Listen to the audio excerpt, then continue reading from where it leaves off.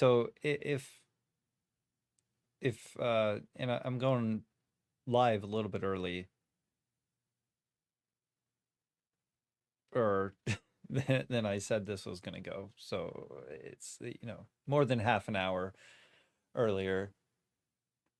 But if this ends up just being me, if no one joins me, it's just me here. It's nothing to do at some point, nothing left to say, then I'll just end it. But I'd not like to be this just me barking at the air.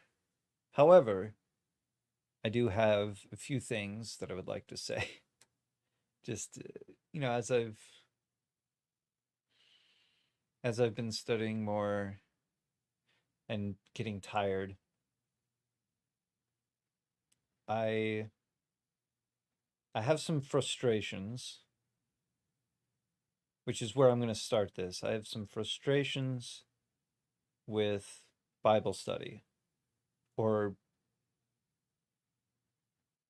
what I've noticed people calling Bible study online, which is either reading the Bible, that's something, but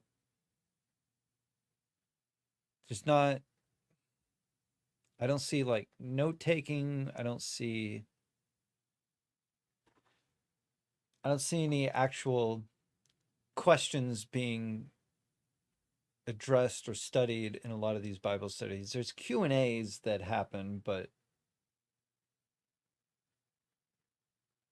I don't know. When I think of Bible study, I think that we're going to look at something like Genesis 1, which I'll get to here in a bit. And we're going to read over it and we're going to talk about it. And I'm not saying this doesn't happen. I'm involved in some small groups and some studies where we actually do that, where we read over something and we talk about it.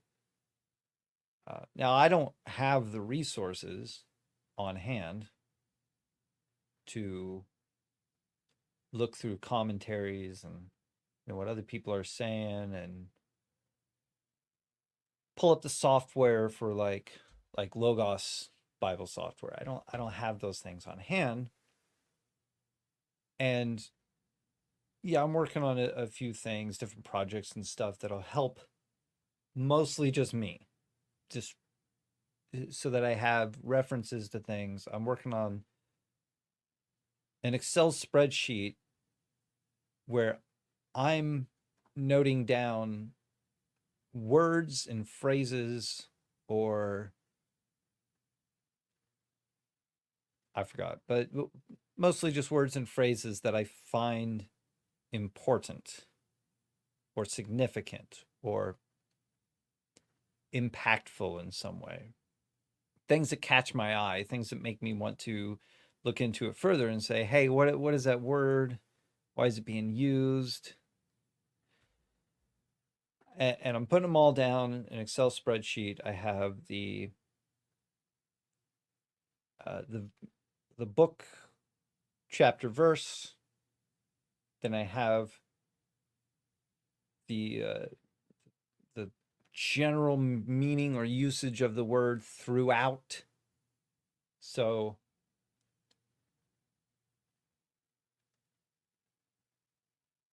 and I use actual software for that that's available. So Bible Hub has, if you click on the word, like the Hebrew word in Genesis, you can see its variations and how many times it shows up. So, okay.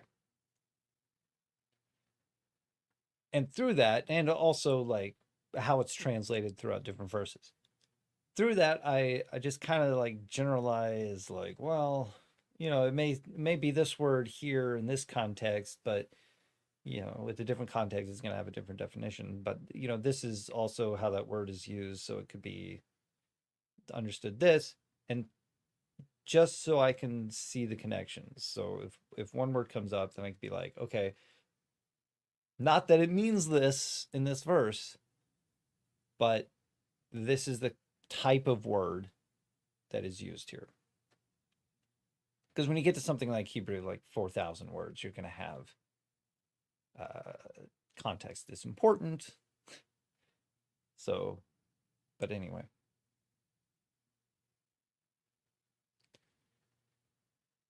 And then, so there's that. There's the actual Hebrew characters.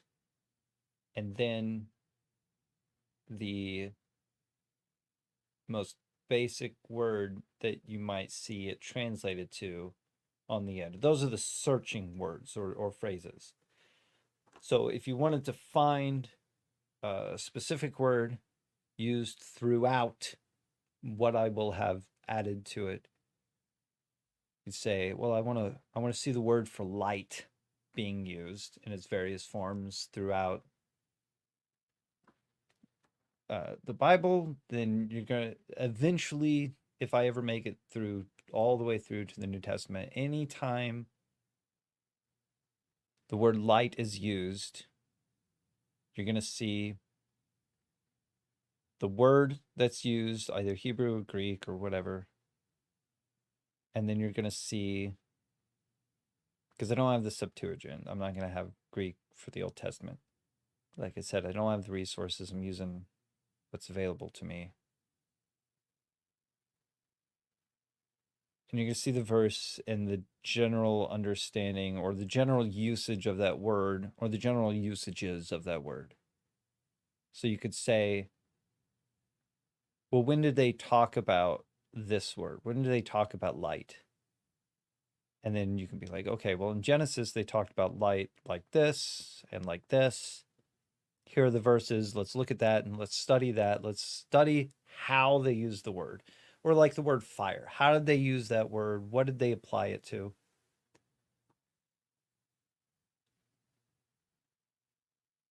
So that's how I study. But I'm just doing that alone right now. I didn't officially start it because it is a very big thing for me to do and could take a long time, and I have some other projects that I'm trying to finish. Trying to get uploaded some things that I've been working on for a while, and I don't know, I may not even get officially started with it this year. I've also got the commentary on eschatology that is being edited. As far as I know, it's being edited, though I've been told it's going slowly. And then I want to get it out for peer review, which in its own is another frustration because I don't have the channels available to me, or I don't know where they are. I don't even know where to start looking, really. And I have started looking, but I'm not sure if it's the right way to approach this because I haven't been getting a lot of cooperation in that. You know, it seems like there's some cooperation in that, but I'm talking to people that are very busy. And here I am, just a dodgy scholar. You know, I'm one of those people. I'm the dodgy scholar because I'm not a scholar. I have no credentials. I'm not academic in any way. I'm a layman who just has a passion for studying the scripture. And I'm trying to do that. And I'm trying to get a community of like-minded individuals, or if possible, actual academics to help me, because my mind isn't on so much. My mind isn't focused so much on data. I'm a very imaginative mind. Yes, I can keep track of a lot of information, but sometimes I confuse that information because I'm getting a lot all at once, and I'm bad at measurements, so I don't really know where all that information is coming from sometimes. And then I forget it, I mix it up, and I misquote somebody, and then I'm in trouble. Big trouble, because then I have to apologize and be like, okay, I reread this, and I have no idea what I was originally trying to bring up because I can't find it, but that I apologize for misquoting, this person or that person, because then I make them look like they don't know what they're talking about if I'm wrong.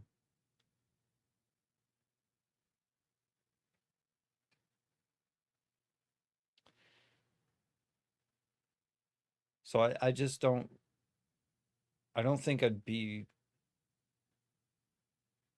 and there was a phrase I thought of, I don't think I'd be giving glory to God by purely studying on my own. And that is part of my frustration. Not that I've put a bunch of effort into something like these streams or this channel, which I understand can take some time for people to find you. It's YouTube. People are fickle. YouTube is fickle. If you're not like putting everything you have into it, or if you're not in a position to where people already know you or know the content that you're doing, or you're not doing a specific kind of content, so on and so forth, then you just stay invisible. You're in the background doing your own thing, and that's it. And it doesn't go anywhere. Yeah, I've been doing I've been doing a gaming channel on YouTube for over 10 years now. Just a couple months over 10 years. It's not gotten anywhere. That's fine. I never intended it to. I've been doing art on YouTube for almost, I think, 12 years, and that's not gotten anywhere. And I've been working on different projects for many, many years, and I've been a musician for many years. All these different things that I've done. I know how it doesn't matter the amount of work that you do. There's just some sort of luck involved in that. Like either you do get noticed or you don't. But I am stuck in this position where, like right now, yeah, I could be doing this. I could just be doing this every night. But what do I talk about every night if I don't have someone to talk to? And you may hear me breathe heavy throughout this because my lungs are not getting better. So I need someone else here to do a lot of the talking. But I still want to do it. So I could either find something to fill the space, in which case I'm creating a type of content that is my solo study. And then when somebody shows up, I either have to change what I'm doing or they're not invited. And thus, that's not what I wanted to do. Or I have to constantly open myself up to an open mic to invite anyone to join until I find people that are these like-minded individuals who want to join, who want to talk, who want to discuss, who want to study, who want to take notes, who want to see these connections, who want to do this in a way that does give glory to God, as the phrase that I thought of today.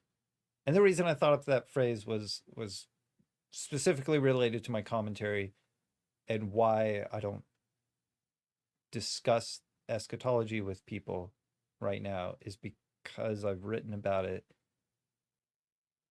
But until I get feedback from hopefully professionals or academics,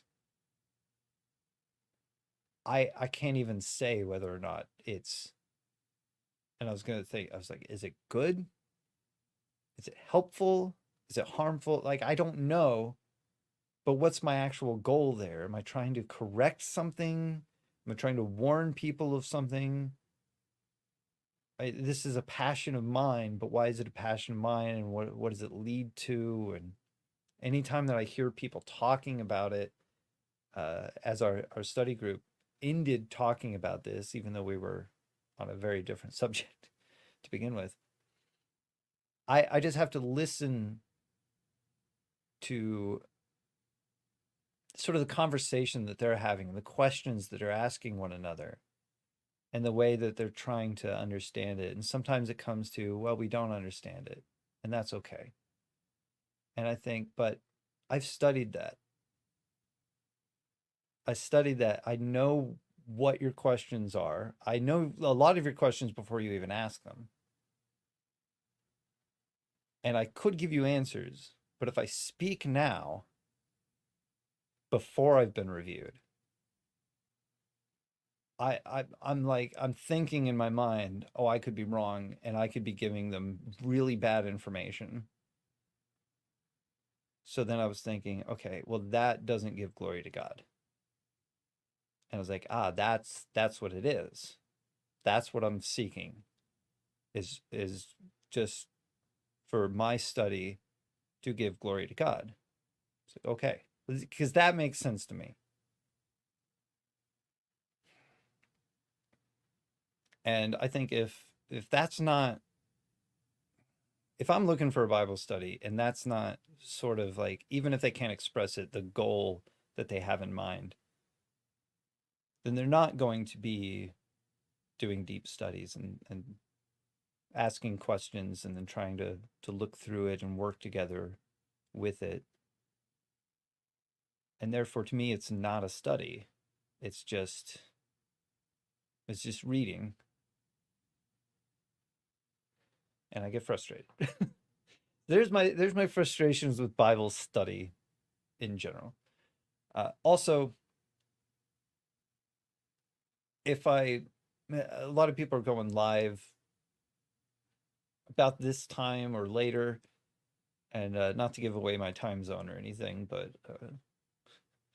I'm an insomniac, and I have a lot of trouble sleeping at the best of times. But I've had some really good times for sleep recently, which means that a lot of these studies that I found, a lot of these people that I found that I can talk to, like Chris Lucas, The Protestant View Live, who's on YouTube, or Kelvy Cuello and Paul, which, and if you even want to go Sentinel Apologetics, you know, that who they made me a moderator, and I've talked about that. They're going live at these hours that were available to me because I wasn't sleeping. And I needed sleep. So now I've been getting sleep. And so they're going live while I'm asleep. And I'm doing other things during the day when other people are awake.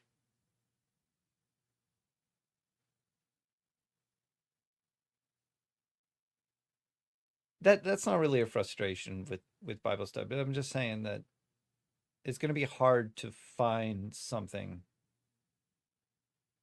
and not suffer with insomnia. So, you know, I'm fine sleeping. I need it. I appreciate it. People have been praying for me that I get sleep. I started getting sleep. I'm continuing to get sleep. I think this is the longest period since I was 20 that I've consistently gotten sleep every night around the same time for 8 hours. And that's great. But I'm missing a lot. I'm missing those opportunities that I would normally have to have conversations with people and to talk about things.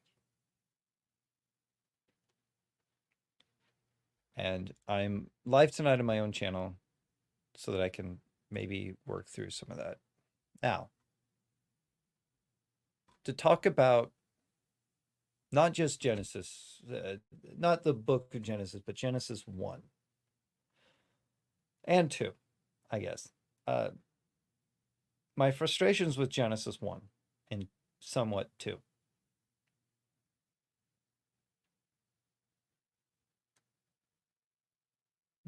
We are further removed from the language of Genesis 1 than Revelation. And it's not about first book in book order in the Bible and last book in book order in the Bible. It's about understanding it. We are further away from understanding Genesis than we are Revelation. There's lots of studies of Revelation. I don't necessarily agree with any of them, but they have good information, and it's good to read them because you learn about how people are trying to understand it, what they're reading, why they're saying certain things mean certain things.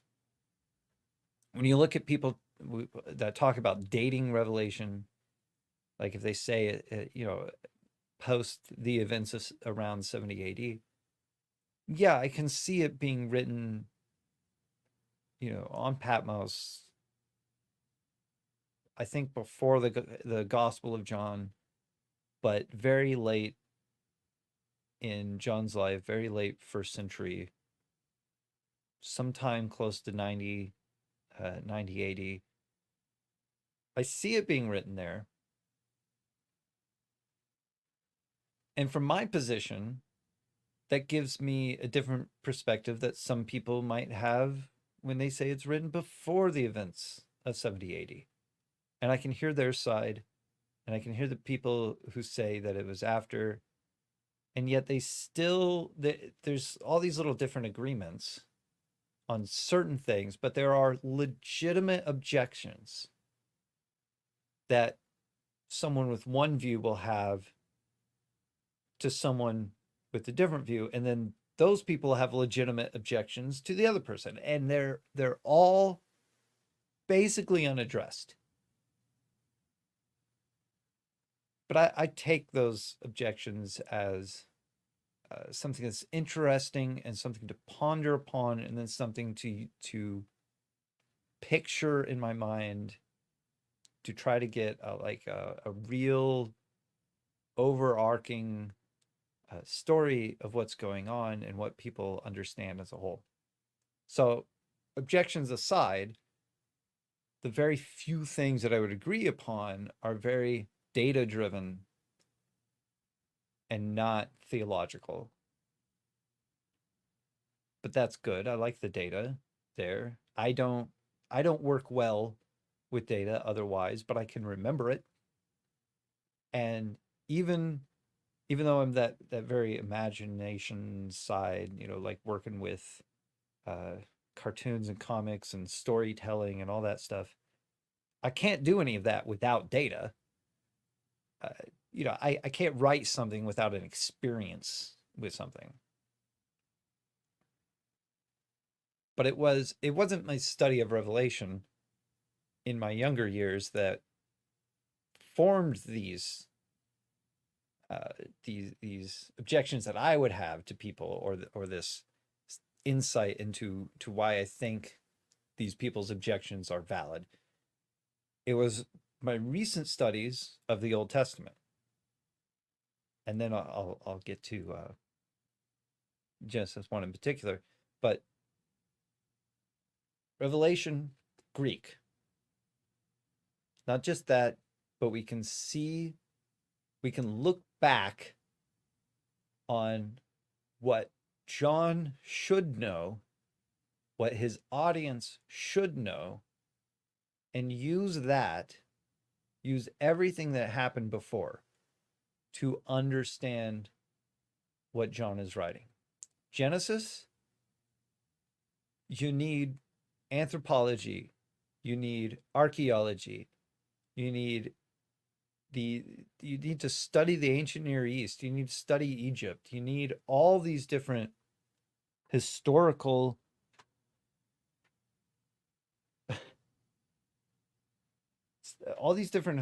studies and points of view and things that we haven't even uncovered yet, to begin to picture some of the things that are being said.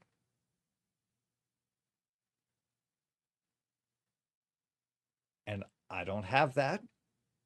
I don't think any one person thinks about all of the different expertise, the different schools of study that would go into a single verse to understand a single verse, because we didn't live there, we weren't alive at that time, we don't have the culture around them. If let's just say, for the sake of argument, that Genesis was written by Moses, because that's the position I take, but let's just say it was written by Moses. Moses comes from a particular time, a particular part of the world, around very particular people. And even those people have knowledge of a past culture and past beliefs that, if you brought that up polemically, they would know what you're talking about. But we don't have that. It's not just, boom, oh, hey, you said that? Well, I understand that as this, but now you're saying that that's actually, like mustard is to fridge as this is to, so on. It's like, oh, okay. Well, now I know what you're talking about. I can picture that in my mind. But we don't have that. We have, okay, well, they said this. What are they talking about? And why would they use that word? What does that word mean? Why did they combine that word with this string of characters? And what does that mean? And then I come to Genesis 1, and no matter how many times I read it, I'm frustrated. I'm frustrated with the translation, because I'm always seeing something like, I don't want a thought per thought translation. I don't want footnotes that tell me, hey, this is what they were thinking, because we don't know what they were thinking. I want footnotes that say,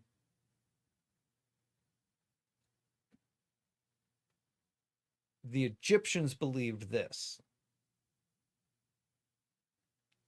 The Mesopotamians of this group of Mesopotamians, they believed this. And these people believe this. And these people believe this. And this is what's written, and this is what it's dealing with. That's the kind of commentary that I need as I'm reading this. But still, at the same time, I look at something like the phrase "in the beginning" and think, wait a minute. I have heard that it should be "when God began." Was there anyone who translates it "when God began"? Is there a reason that nobody translates it that? In fact, if I take the Hebrew and I do Bereshit with a definitive article, and I do Bereshit without a definitive article, so the beginning or just began, it still translates it in all the translators that I know of in the beginning, because it knows you're using Genesis 1, and it doesn't care about the words. It's just saying, oh, you had a typo. You meant a definitive article. But I've heard there isn't a definitive article in beginning, so it can't be the beginning. But it's translated the beginning. So what makes it that? I don't know. Well, that would be a study that I would like to have. Although I've heard that this has already been a study. So why do I need to study it? I want to see someone be honest with the text. And if it is when God began to create, and not even create, because guess what? Bara, even though you'll see a specific translation that'll say out of nothing, That's not what it means. And you can go into which I don't have up right now, but you can go into like a word search there on bara, see all the times bara is used, and you'll see it associated with things that God does. But there's, after you looking at all the things that he baras, which I think maybe there's 7, I don't remember. You won't look at that and say, every single one of these instances, he is taking no pre-existing material and something comes into existence. So the word create, I wouldn't even use, because that doesn't, it's not even the word create in Hebrew. If you want to look at create, there's a word for that, and that's not the word that's being used. So I wouldn't say create. I would be more comfortable just saying bara, God bara. And then we come to this, the heavens and the earth. And so far, one of my biggest plans here, because like I said, this is my frustration. This isn't a Bible study. This is my frustration with Genesis 1. The phrase heavens and earth, I have heard, it is it's kind of like an idiom to mean the universe. I've heard it's heavens and Sheol, so it's the above and it's the below, and which means it encompasses everything. I've heard it is the heavenly places, so where God resides, and then earth. I have heard it is like the first, second, and third heaven and the earth. And then I heard something recently, which I don't think applies here, because this is either a common era thing, or, which is easier to say common era, it's fine, or it's a Second Temple thing, where the phrase heaven and earth refers to the temple. So it's the meeting place between heaven and earth, heaven and earth. And when I heard that got me aware of certain phrases that I need to be looking out for. However, if heaven and earth, or excuse me, if heavens and earth is original to the Hebrew here and wasn't something that someone was theologically like editing, so to say, in this text, then they're like that's too early to be what I have heard is the temple language, the meeting place between heaven and earth, as that. However, it is a very similar phrase. So it's heavens and earth. And then there will eventually be that phrase used, which is fine, because this happens a lot in Genesis. Being a very early text, using a lot of things that are understood differently when it was written, as opposed to like post-exilic period, or even maybe very early pre-exilic. But you would still have this is a very possibly a pre-exile, or a pre-exodus thought, and not a post-exodus thought, because you're talking to people who have been in Egypt for 400 years, a people who have been in Egypt for 400 years, roughly. And they've just gotten out. They have that culture fresh in their mind. But Moses, having left and being with a different group of people and having to come back, being called by God to come back and take his people out from Egypt, because the you know the what was it said, the iniquities of the Amorites or something like that. There's a time now where they need to go into the land that was promised them. It's like now take them and go. And then of course when they get there, they look and they say, it's like, oh well, we can't take this place. Look at it. Look at these people. They don't trust in God. And he says, all right, if you're gonna be disobedient, then you won't enter my rest, and I'll have the next generation do this.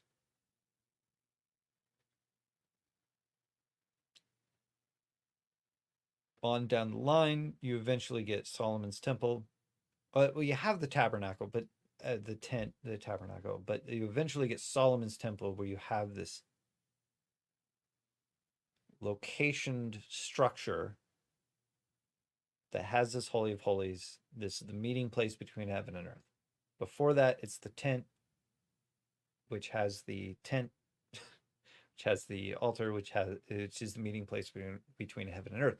Before that, what Moses finds is Mount Sinai. The mountain is the meeting place between heaven and earth. So there is your heaven and earth, but that's something that's a phrase that's brought in later to explain these ideas in the scriptures. So Genesis 1, we have when God began to bara, whatever that means. So I would say when God began to uniquely work with would we say temple? Or the earthly temple structure, the meeting place between heaven and earth? Or is it actually when God began to uniquely work on the universe? But wait a minute, there's a problem with that. This isn't the story of the universe. Not even from Moses' perspective would he be thinking of the universe. And he's not going to be telling the people in front of him, because it's not relevant to say that, this is the story of the universe. What's relevant is this is the story of God selecting us. That's relevant. Who are we, having been brought out of Egypt, having been exiled there for, however long since Jacob, or like the split and all that.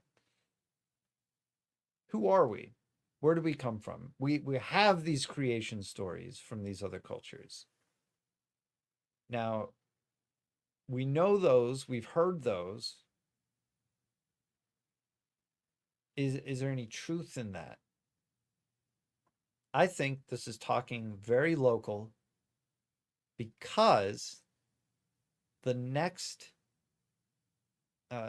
sentence, or the next phrase, so when God began to uniquely work on earth, I wouldn't even include heavens in that, because that heavens and earth, just when it comes down to it, and I'll eventually, well, I looked ahead, I clicked on the phrase heavens and earth, and I found different places where heavens and earth is used. And it just seems to be talking about this planet in this solar system. It's where we live. And thinking about it as a story that's being told, that makes sense. Nothing else makes sense. Not even saying that this is the temple would make sense in a story. To say when God barad the temple, or he barad the meeting place of heaven and earth, or he barad the universe. None of that makes sense. But to say, when God, see, and then the next phrase, now the earth was formless and void. It's like, okay, well, guess what? If you want to know what's going on, there it is. The very next phrase, now the earth. It's like, oh, we're focused on this. We're not looking at everything else, and we're not looking at a little thing on it. We're not looking at this mountain. We're not looking at a tabernacle. We're not looking at a temple or anything like that. We're looking at the earth. And we're saying, all right, let me tell you when God did something with this planet, because our beginnings are on this planet. And then here's the cool part. What happens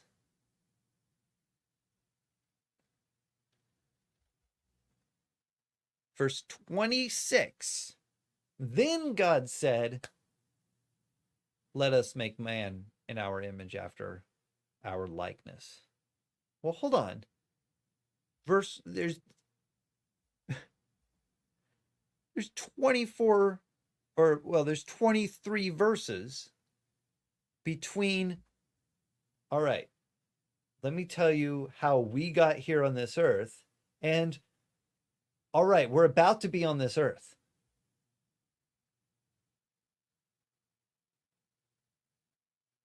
Which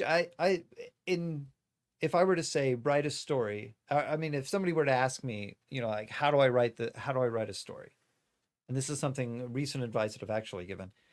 I said, well, you need a synopsis. Okay. You got to have a synopsis. If you don't, like, outline comes later. You need a synopsis. Your synopsis needs to have your who, what, why, when, where, and how.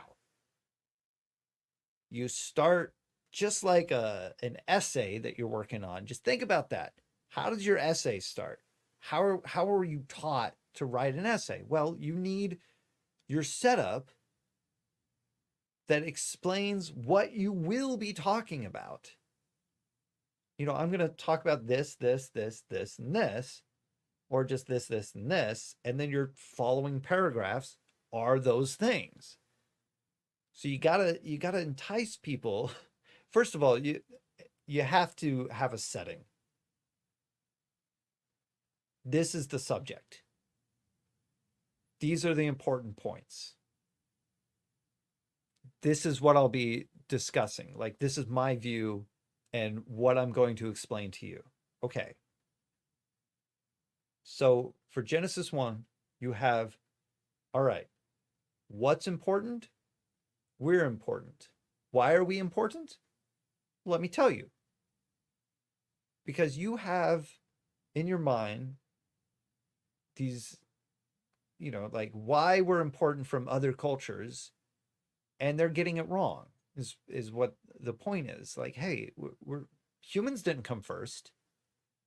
The earth was here. God worked on it. So when he decided to work on this earth,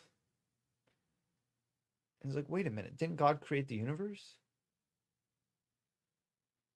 Non sequitur. No one's denying that by saying that this starts with Earth existing. But we don't need to know that moment or how or why. Like, all the things that would have to transpire, all the things that God would be doing in order for the universe to work in a particular way. Because guess what? It's all apparent, because we can study the stars and know, because his creation is there for us to observe. We can see the effects, the cosmic background radiation. We can almost create a perfect visual like an animation of the beginnings of the universe. But you know what? All of that universe, where it's kind of funny, you know, like there's these different depictions of the universe. I think there's one that's a very geometric looking form of thing if you were outside the universe looking in on it. But there's also this one that shows like the picture of the background radiation, it just looks like it has wings. You know, it's all spreading out and stuff like that. And we're in this very, very small part that all of this is necessary. All of it, the entire universe, all this, you know, cosmic radiation and all this heat and these particles and this space that is created when space expands.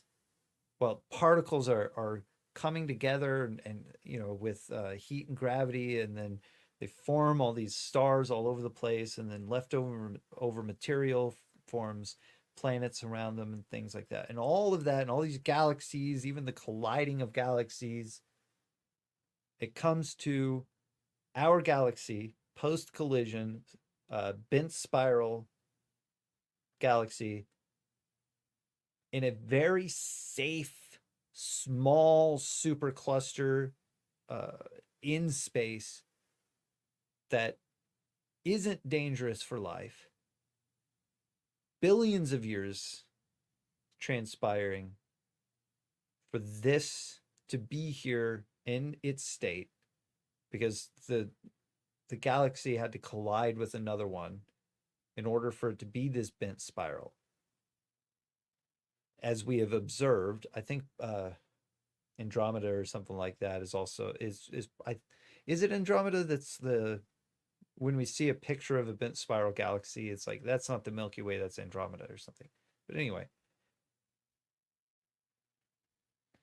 for this Earth to form and then to have a collision with the moon, or you know, this other planet that then becomes this tidally locked moon that has been moving outward and slowing the Earth's rotation for these perfect conditions for then water world, and then God to be ready for our beginning.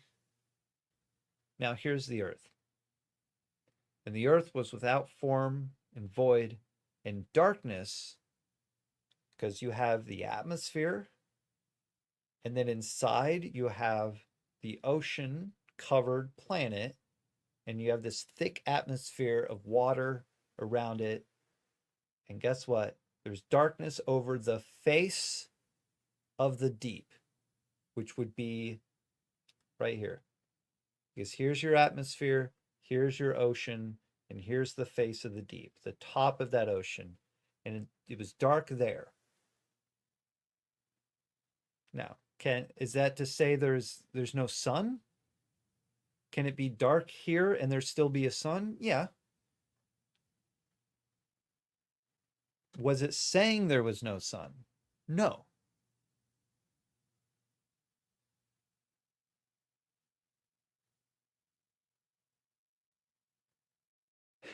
Will I ever get past this? Maybe not. Because this was the very beginning of my frustration with Genesis. Even growing up, even as a young lad, I can remember moments where I thought, wait a minute. Verse 3, let there be light.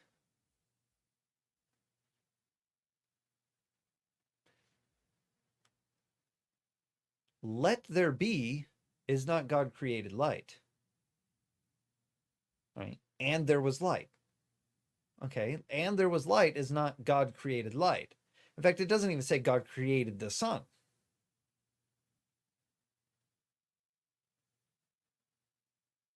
Okay. Wait a minute. Day 4 in verse 14, and God said, let there be lights in the expanse of the heavens to separate the day from the night. Now, hold on. Let there be lights in the expanse of the heavens to separate day from night, and let them be for signs, for seasons, and and this is the very curious part that I found recently, for days and years, even though that word days isn't, I don't know why it's the word days there. Maybe it's like just like we don't understand this word, but the closest thing that we can think of is just a collection of days. So days. But as I've looked at it, I've thought very curiously about this. Like, you have seasons, days, and years. Okay. If the sun marks a year, you have position one. Position one, that's 1 year. So the sun can mark a year by returning back to a position one. And what I mean by that is you have summer solstice, winter solstice as the tilt of the earth. You can see it across the sky at a point to another point and then back. So if the sun marks that, it's like, okay, so what we as humans do is say, all right, so the sun will tell us when this full rotation has happened because of the tilt of the earth. In order for the sun to be in that position again, the earth would have to go all the way around and reach that point again with a geocentric, or with the geocentric model, the sun would be reaching that point again on the other side, but it doesn't really work that way. So you need a heliocentric model for that to actually work. You don't need a heliocentric model to use the sun as it's, okay, now it's here, goes, and then it comes back. It's just to understand it. So that's your year. Here and back. Seasons, from what I've understood in Hebrew culture, would be marked by the moon. So there you have, throughout that one cycle, the moon becoming full. If you have, it's full, and then the next day, then you have 28 days, and then it's full again the next day. So you have 29 days transpire for full to full. So that's your seasons, and those were used to understand harvesting and different things like that. So here's your passage of time that these things will help us keep track of.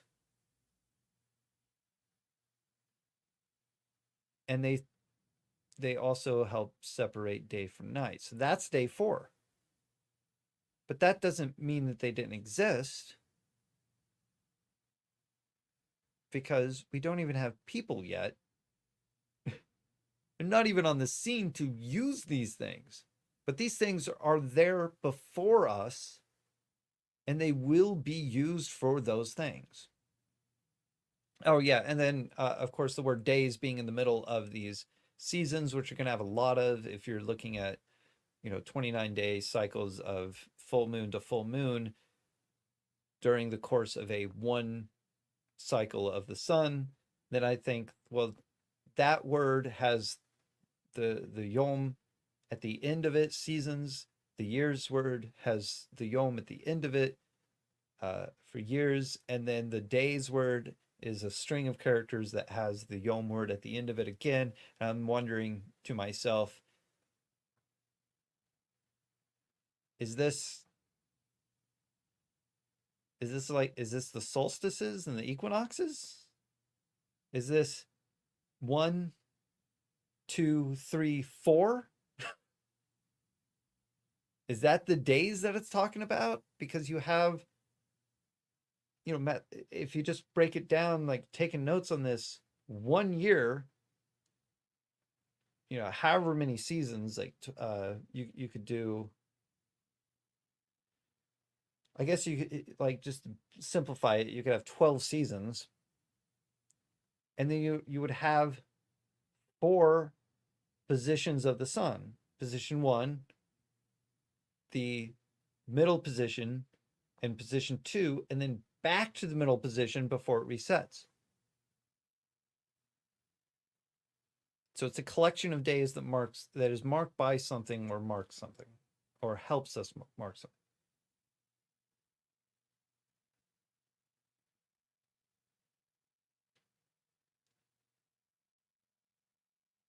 I didn't mean to go off into something, like I went off there on a tangent. Sorry. Because my point was that wasn't something that I studied as a child. That's not something I thought about as a child. What I was thinking about as a child was, if in verse 3 you have light, in verse 2 the face of the waters is dark, not the universe, not space, not the surface of the heaven is dark, then why does day 4 have this sun? Why are day and night being separated? And I couldn't get an answer from anyone. The people around me at the time as a child, because I was like, this is a problem for me. It didn't detour me from the Bible or God. What it detoured me from was asking questions, which just created frustration. And why, even today, I can go to Genesis 1 and study it and learn something new and not get past it.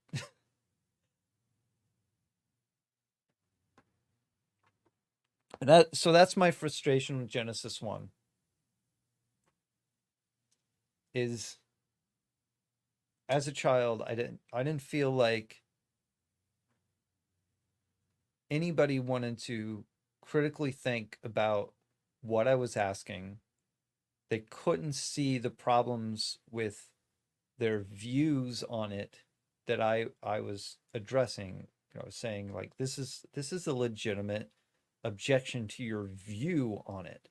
I didn't think it was an objection to the Bible itself, ever. But I did think it was an objection to the way people interpreted it. And then now, as an adult, taking place in small groups and Bible studies, these small groups are supposed to be, or the plan was for them to be, like 20 people within our congregation. But maybe we get like 6 people to show up. The last one that we had 4 of us there. One of the people did say in advance that they wouldn't be able to make it. That's fine. But sometimes we just don't hear from people. Like, why are they going to make it? Why they can't make it? They just don't show up. And I know now that part of that is because I have a I have an unusual interest or passion for studying the word. I don't know why. Is it because I have free time?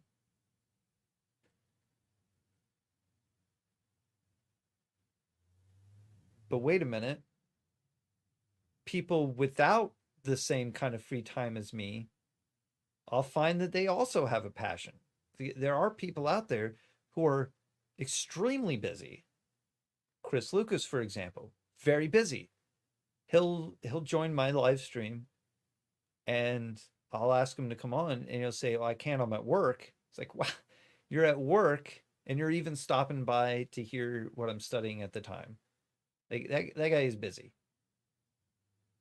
So it's not because I'm I'm free, whatever, throughout the day, then I think, well, then what is it? Is it because I don't know, because I had objections? Is that why I like studying the word? Because I can think of this and I'm like, well, hold on.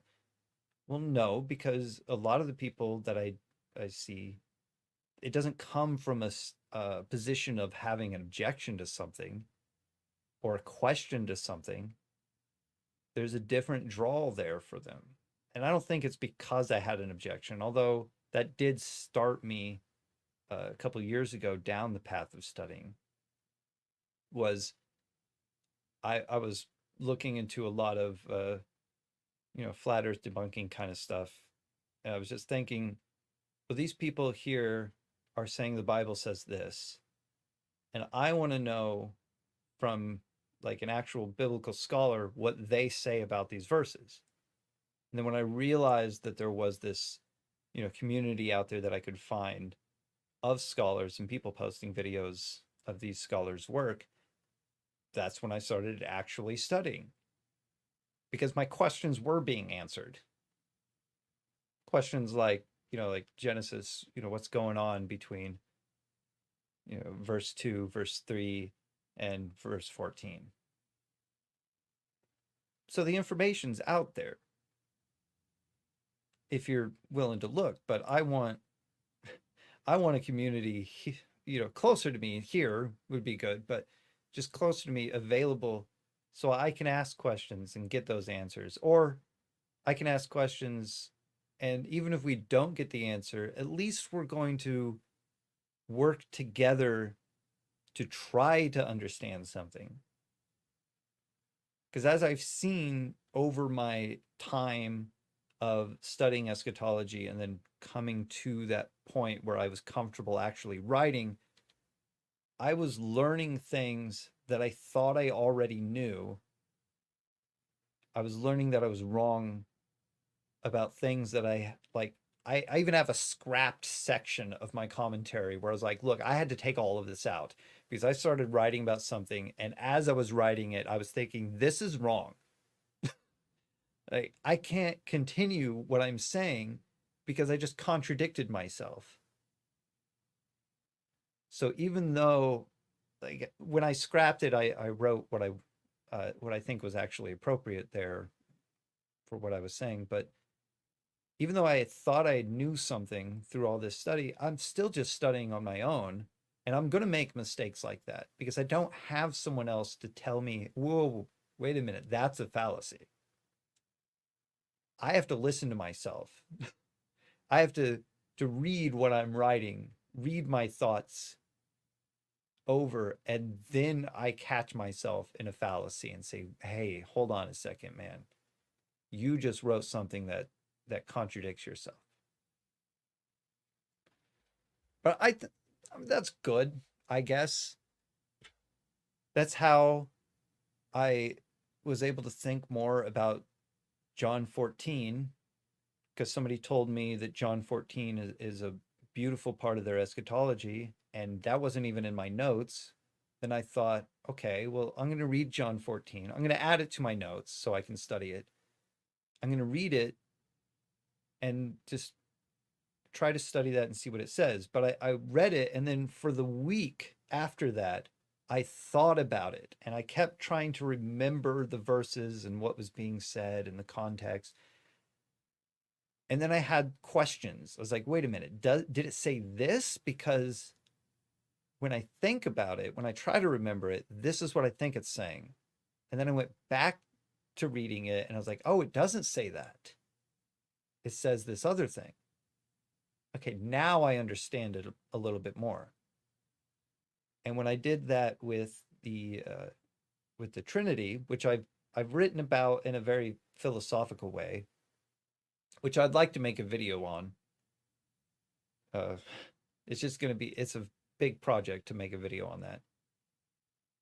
I thought to myself, well, here you have this, a lot of conversations. They're using this term person, three persons, person.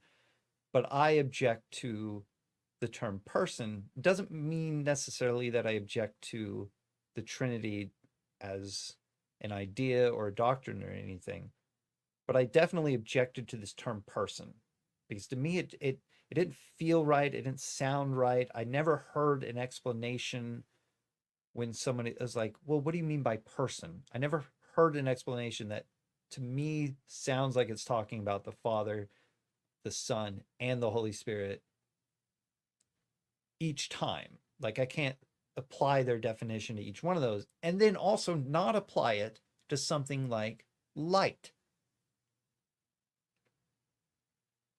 So I was thinking, I typically use the word function, but would I would I still categorize, and this was where I was coming up with these questions, would I still categorize the Holy Spirit in the same way that I would the Father and in the same way that I would the Son? Because to me, those two, as this part of this Trinity, they look very different than the Holy Spirit. So then I was thinking, okay, wait a minute. I could probably be more comfortable with a bi-unity system, a binitarian system. And then I started to really think about that. Like what objections do I actually have? Like how, okay, so the Holy Spirit exists. There is this spirit language a lot. The Father's Spirit, the Son, or the Spirit of Jesus, Spirit's in us, the Spirit does this, does that. So it's still there. And the Trinity wouldn't have come about as a term had it not been there. And people tried to understand why it's being spoken about and what it means and what its function is, what its personage is. So it's not like I'm trying to destroy something that already exists. I'm just trying to understand it. So I had these questions and I thought about it. Then I was like, wait a minute. I've already debunked my thoughts before on a couple things. The first one that came to mind was this article, this blog article that I wrote that I called Clarity. Now, if that isn't the biggest slap in my own face from my own hand from the past to the present, I don't know what else is, because the reason I called it Clarity was because I saw the Trinity in a way that made sense to me for once in my life. Not that I didn't think it could make sense. I always thought I could make sense of it, but I didn't have the full picture that I wanted to place as the foundation of that example. And as I say toward the beginning of the article, comparisons are not perfect. You will never have a perfect comparison unless you are comparing something to itself. So at some point, you're going to see that, hey, this no longer works to represent what you're talking about. It doesn't have to. But the things that do have to work are the major points, like, hey, this is to this as this is to this. Okay. That's it. That's the only thing that has to work, because that's what I'm trying to do. I'm trying to show that this works to this as this works to this. So these two things are compared and these two things are compared. Okay. If that's actually true, if it works that way, then I've communicated my thoughts, my expressions, my feelings, my vision on what that is. If the next attribute of those things does not align, which it might not, that's okay. Because, like I said, if you're not comparing something to itself, it will not be a perfect comparison. It's like, all right. So there I go, with thinking I've debunked myself. I've written this article called Clarity.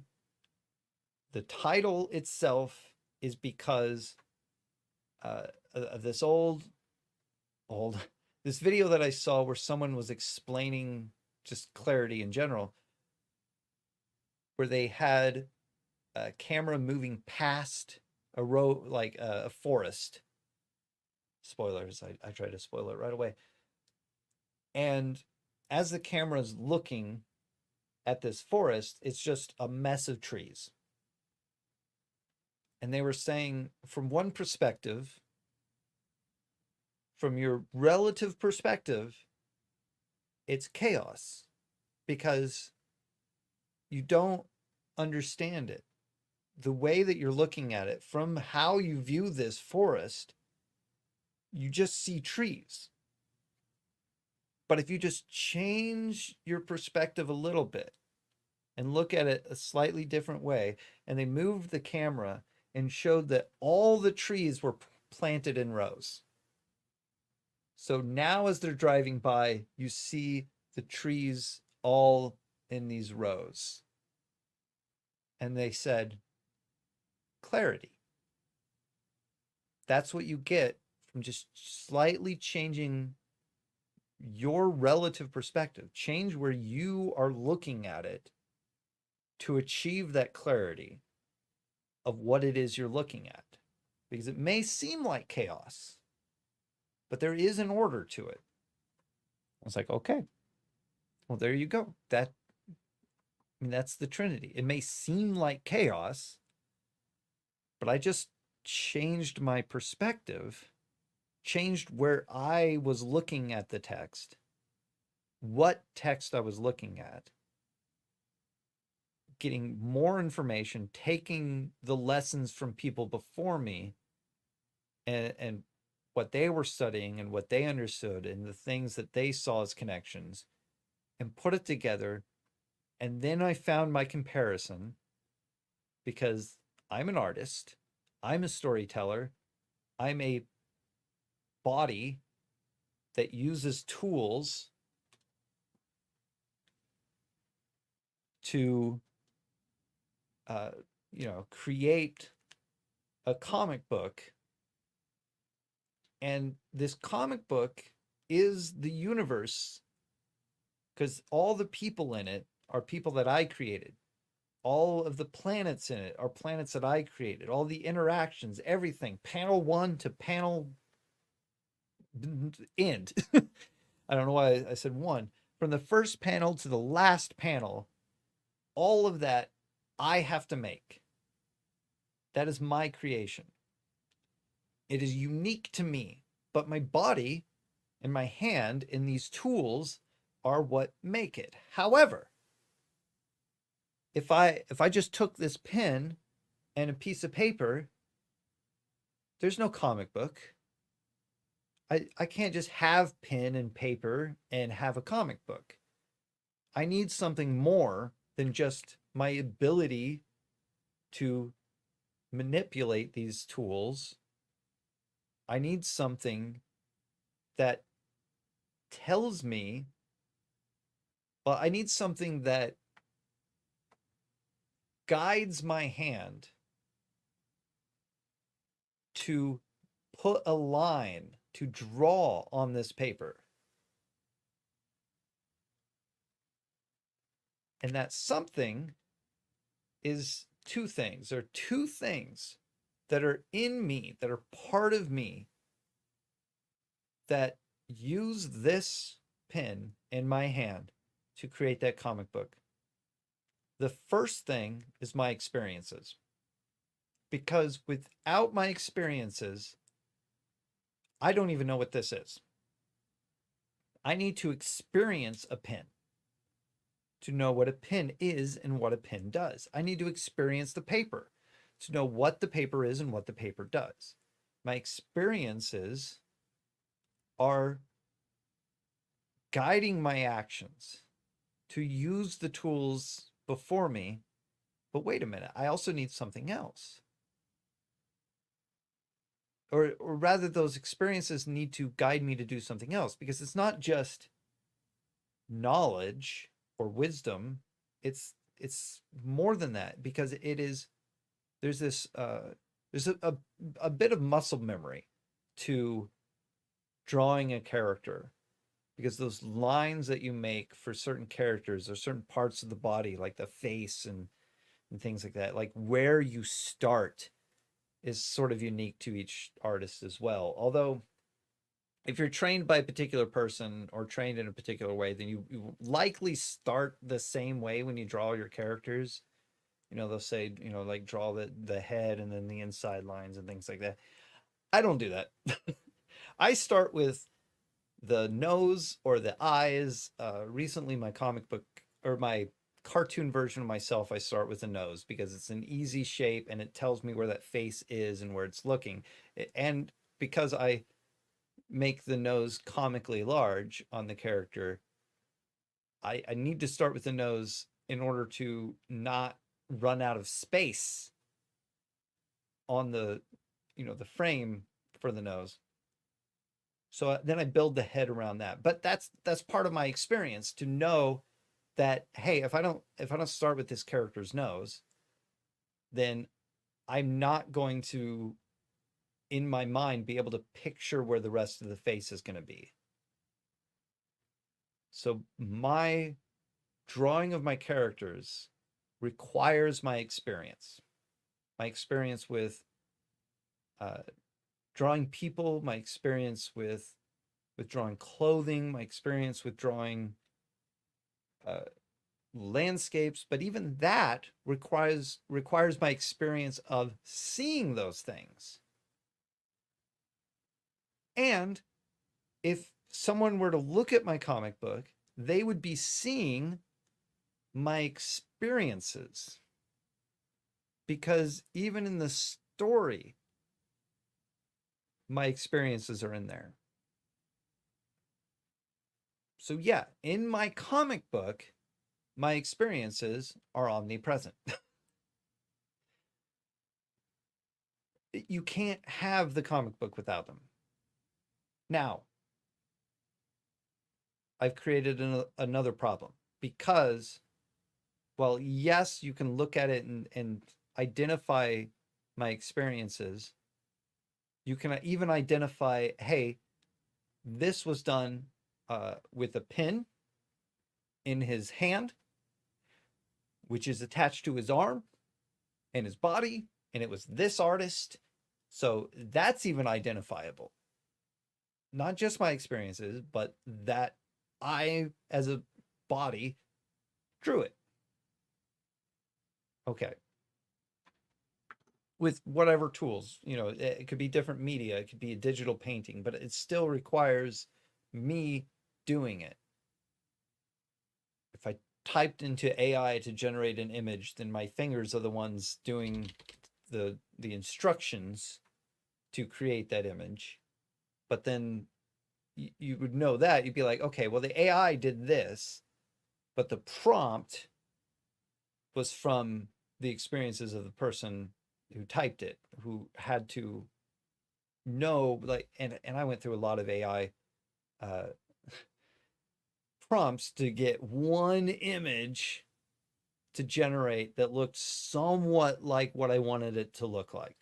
I could have drawn it faster myself, but I was experimenting with it, and thus I learned more, or at least closer, of how I want an image to be generated, or what that image needs to be, what I need to say to the generator in order to create the image that I want. And also that there are certain things that it won't do correctly. I was trying to create some kind of a parody music video set of images to some lyrics, and there's just things that it won't do, which is fine. I can manipulate art. I can draw things if I wanted to fill that in. But again, this just comes down to experiences. However, that what that doesn't do is create a story. Because I could I could write a biography. That's my experiences.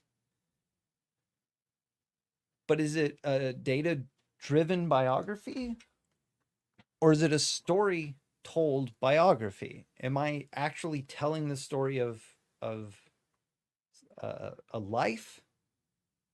Is it a if it okay? Let's stick with autobiography. If I were to write an autobiography, yeah, I could use my experiences to write that, but like, am I just doing, like, even if I have to start from my earliest memory and try to figure out the order of all these events of my life, I can't do that with only my body and my experiences. There's something else that I need. And this is very important because in the comic book analogy, there's a unique aspect of this other thing that is also identifiable, much like the body that manipulated the tools and the experiences that are required for all these different things, and that you can see is like, okay, I see the artist's experience. This third thing is very recognizable and very unique, and even though it's included in the comic book, it's identified separately. And I just want you to think about that. What that, if you haven't already read, or you haven't heard me talk about it, what do you think that thing is? It's very important. I've heard, and the reason I'm leaving space here for someone to come on and just think about it, and then if you want to leave a comment or something, because yeah, no one's here right now. I've seen people come in and leave. It's an open mic. If you're gonna come in, you should click the link and stop me from talking. Unless you can't hear me. Have I just been? No, I've been talking. Okay. Just checking. I mean, if you can't hear me and I've been talking for an hour and a half,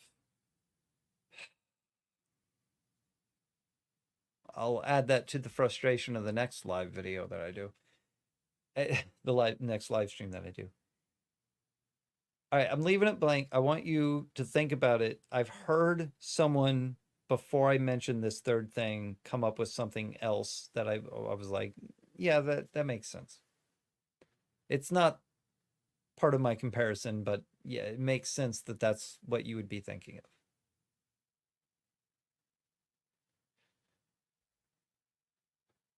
Okay, you've had plenty of time, I'm sure. So the reveal is my imagination. And that's something that even earlier in this stream that I mentioned, that this is a strong thing for me because I'm a writer, because I'm an artist. I have this imagination. I'm able to picture, I'm able to visually in my brain see things, and that helps me understand them. It's kind of like, you're I don't know if this is still a thing in Common Core math, but when I was learning math, I was told to show my work. And I was like, why show my work? And they're like, well, so I know that you did the work.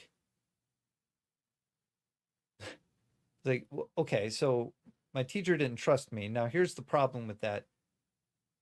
I had an easier time picturing my work in my head than I did doing the work by writing it all down.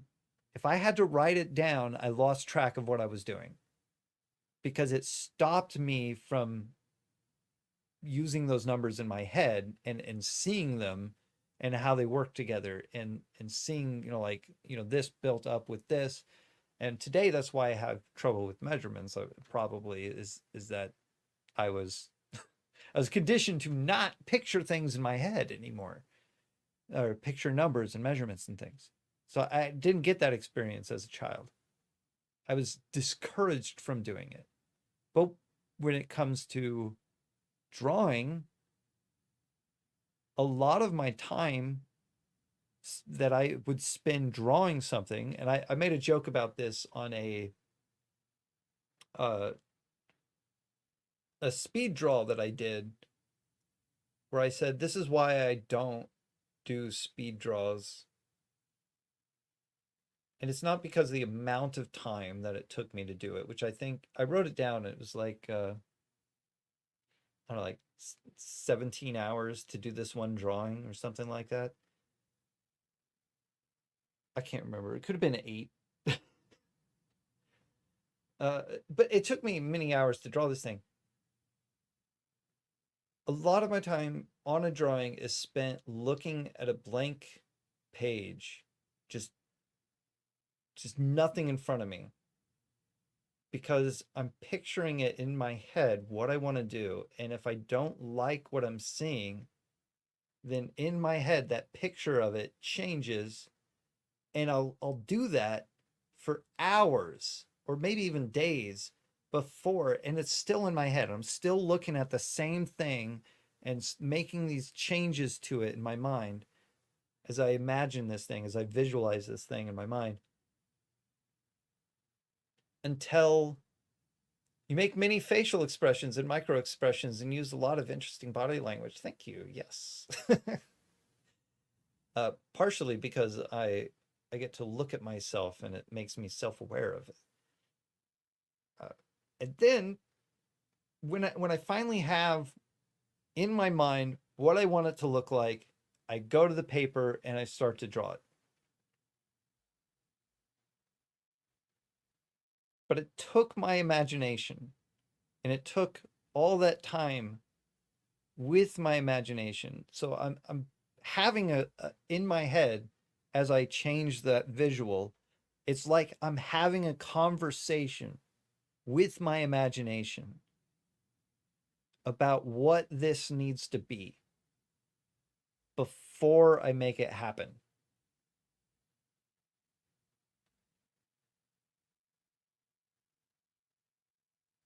And that imagination is necessary for the comic book to be what it is. All of the characters are drawn according to my imagination. The story is told according to my imagination.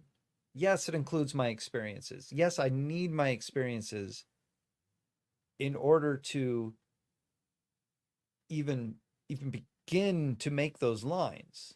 And yes, when you look at the comic book, you can say, oh, look, I can see his experiences in this book. You can also look at it in all these characters and read the story and follow along and say, ah, I can see his imagination in this book. That is logical. Self-awareness is awareness of self. Self is. Yeah, I saw that you posted a lot of micro expression shorts. And thank you for being here. I've been talking for an hour and a half, and that's painful to my lungs. I needed something to read that someone else said. And I'm almost done with that thought about my imaginations, because there's one other special thing that my imagination can do that my body holding the pen and my experiences can't do. Get carpal tunnel from typing. That's, hey, although I don't know if you have the ability to do this, but this is an open mic. And so there's a comment that's pinned that is the invite to this website called StreamYard. You would need a camera and a microphone, maybe a headset, and you could join the StreamYard I don't think you need to sign up with Google or anything, because you can just type in what username and stuff like that. Uh, but the reason I say like you might need a headset is because if you were to use a phone, then there's going to be a lot of feedback, and a headset would stop that from happening. But yeah, that it's an open mic. If you were ever able to join, if you ever wanted to set up something like that, also we could do something like this if you're ever over here as well. Probably not this late at night, but I would like to, because as you said, like we could do podcast type material, talking back and forth. I enjoy things in that way. I don't have, or vice versa. And the first hour I was just talking about, and it's in the description. I was talking about my frustrations.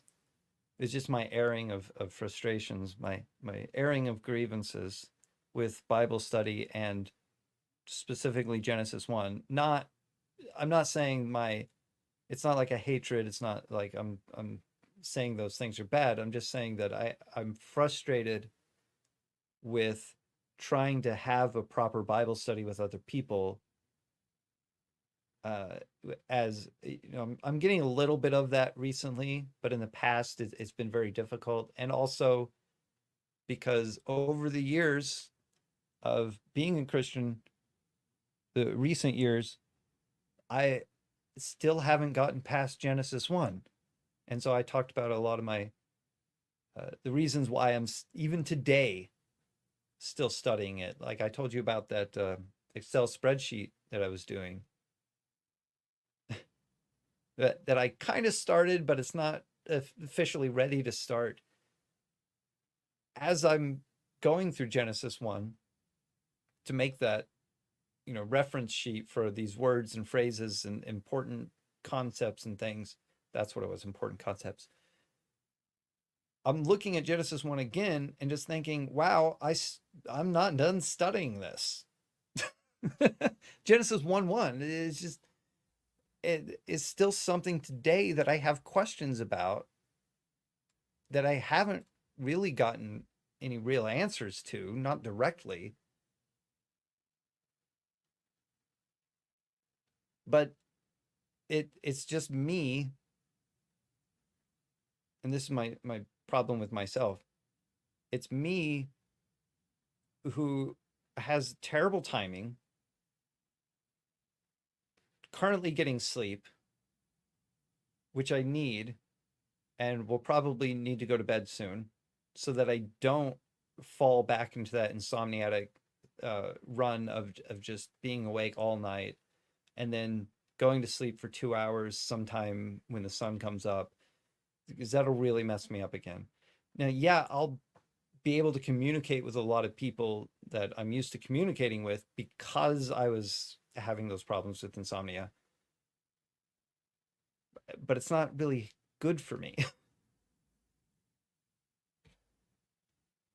uh, I would rather, set up my own time and have people join me, which is why I have this as an open mic, so that someone can join me. What do they want to talk about? What do you want to talk about? Can you bring up a subject or a question about the Bible, and then we actually look at that and study it together? Is there, maybe we can't actually draw any conclusions on it, but we can get ourselves thinking, and I wouldn't have to talk the entire time. Or it will just be me barking at the wind for 2 hours, which happens.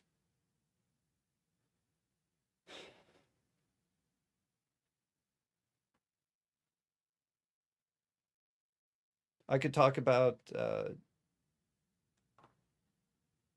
something that I was challenged on In the beginning, there's a typo for you. In the beginning, when God created the heavens, comma, and the earth.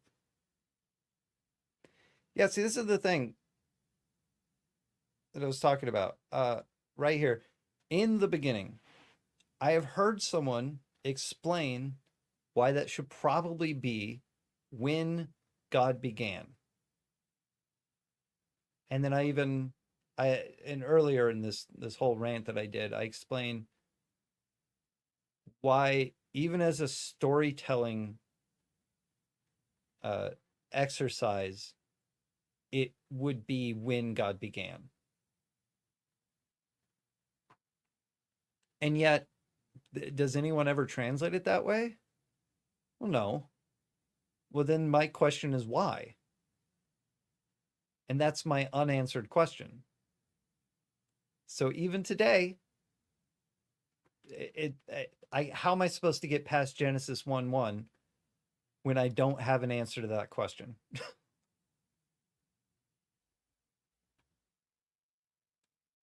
And then, of course, God created, that word being bara.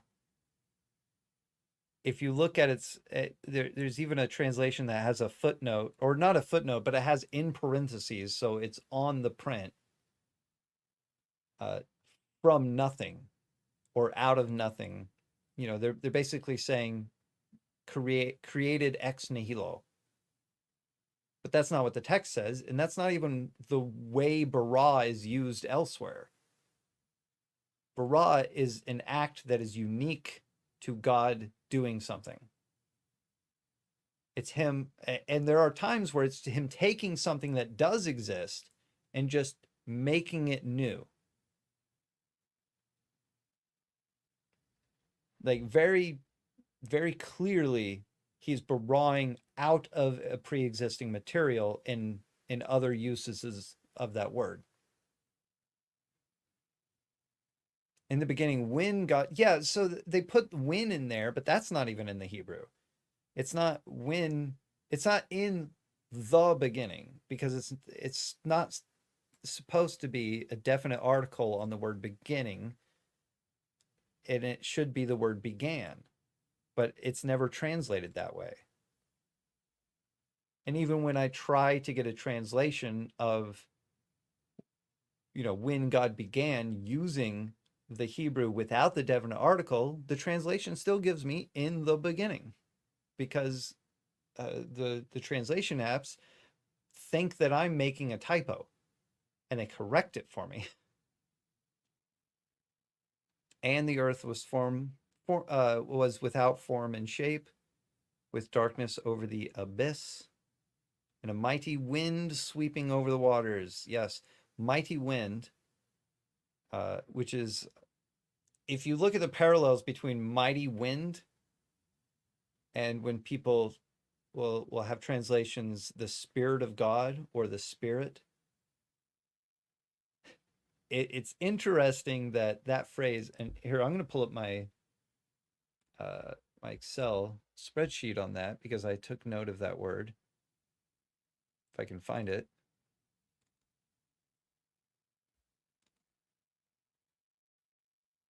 You won't be able to see it. I'm not going to share this because that's troubling.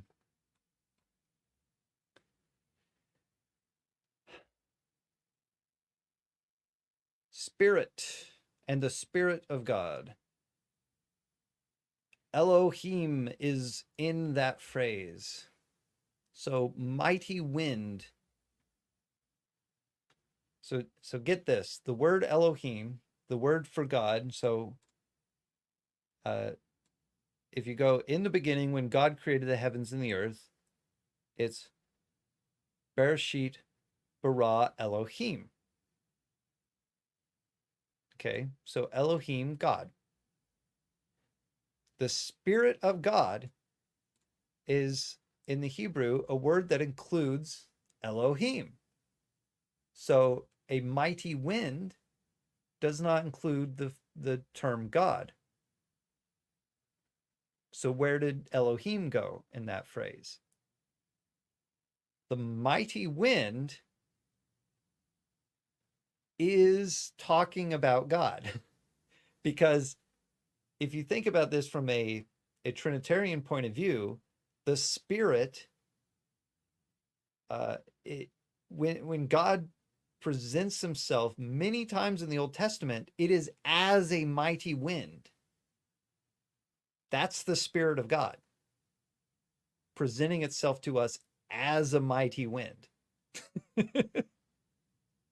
So yeah, I would be okay with seeing a mighty wind, and then you have the word sweeping over the waters because the Spirit is in motion. It's the Spirit hovering is this mighty wind sweeping over the waters, or this says the abyss. When that word, let's see if I look at this.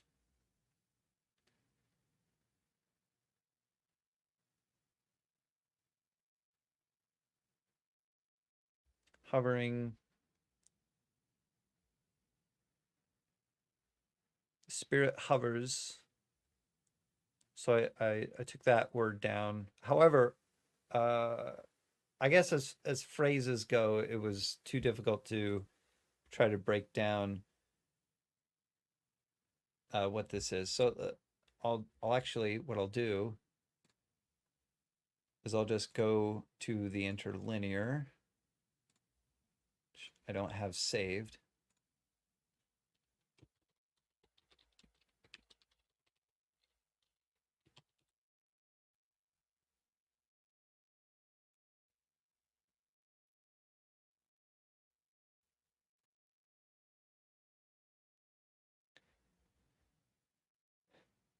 Yeah, so and the earth. So now the earth being the formless, now the earth being formless, without life, void, and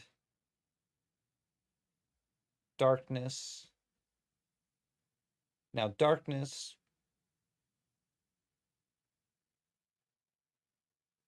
okay, yeah. I can't pronounce these things, but here's the word for of the deep. Now in Genesis 7:11, 7:11, of the great deep burst open. So it's the same word. The difference is the words before. So it's not of the deep, it's of the great. So that's one word.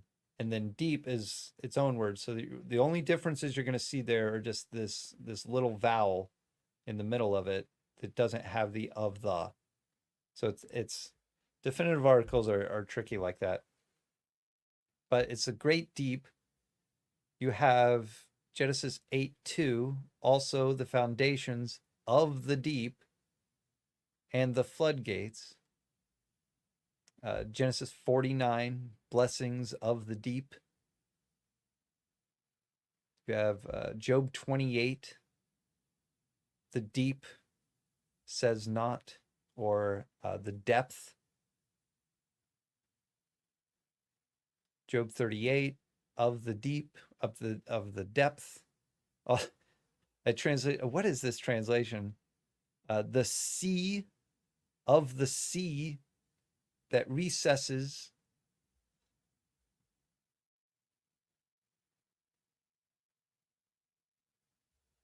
Job 38, and the face of the deep is frozen. Now, if you look through all of these uses of this word, you start to understand what this is talking about. It's the ocean. So the abyss, yeah, I mean, before land, you have the thick atmosphere of the water world. So no light hits the deep, no light hits the face of the ocean. That's where the Spirit, the great wind, is between the waters and the waters, although they're still touching each other because that face of that deep of that ocean, because that's all there is, and it's very deep. It's dark. No light has hit it yet. I too have the insomnia, nighttime anxiety or excitement. They are taking away my yeah. It's not good for me to get off track of a sleep schedule. Well, yeah, I'm keeping an eye on the time. I can go only for a little bit longer and then I have to go. Because if I don't, I won't be sleeping tonight. And I don't want to sit here. I don't want to sit here for 7 hours doing nothing. And I certainly don't want to sit here for 3 hours talking. That'll do too much to me.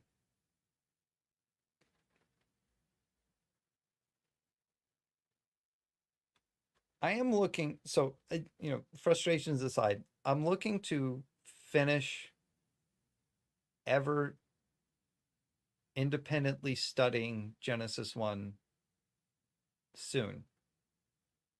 Because another thing that I'm going to do, besides this catalog, which I've gotten up to Genesis 1:14 is done, and I started Genesis 1:15.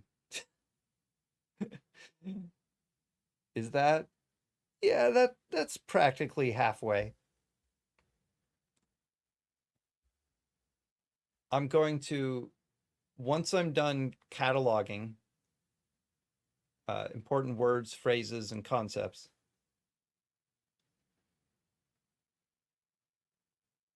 and I should probably include the deep. Of course, the ESV says face of the waters. The face of the deep, Spirit of God is hovering over the face of the waters. So there's two of those. Maybe I did catalog face of the waters. Nope.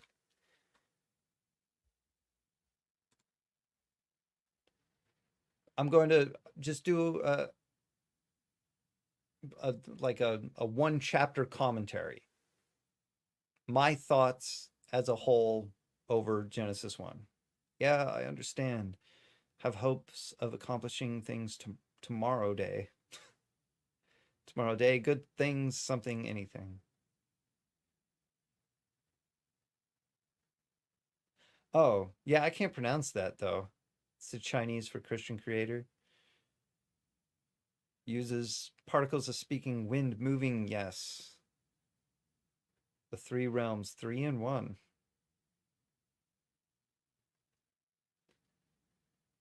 That's that's a great bridge right there. Just, like if you were to say, hey, let me tell you about the Trinity to someone who's Chinese, you could say, let's start with this one word. Because even in this one word, you can see that there's, this picture of the Trinity.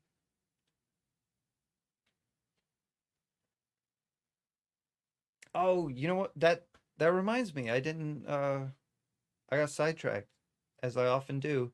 I didn't finish what the second self-debunking was of my wanting to be more comfortable with a binatarian view.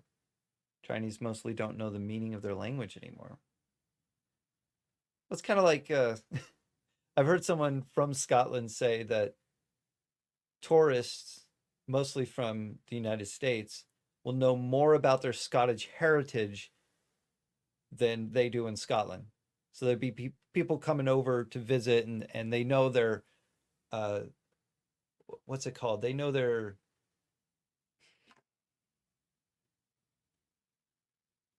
I forget what it's called. Their signal, their flag, or whatever. But anyway, they know all that. They know their history. They know, like, all these Scottish things about their heritage, and then the people in Scotland are like, I know my paw, or not paw. That's my. I know my my dad, I know my mom, I know my grandparents, kind of. Something like that. Yeah, you're going to have a lot of people on the outside studying something that they're interested in more than the people on the inside. It's changed a lot since the Civil War, and yeah. Symbolism. Coat of arms. Yes. They know their coat of arms. Tourists know their coat of arms more than natives to Scotland.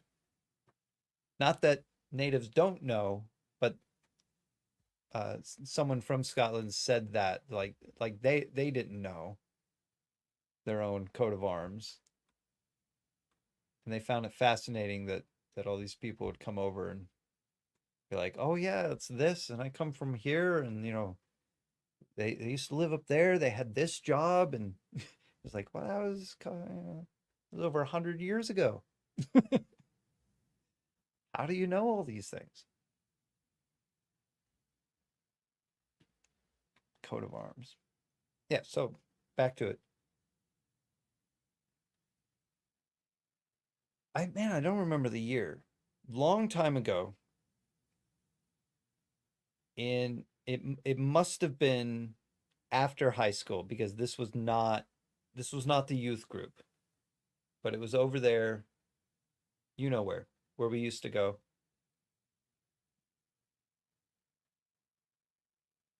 We we watched a video where someone was explaining the uniqueness.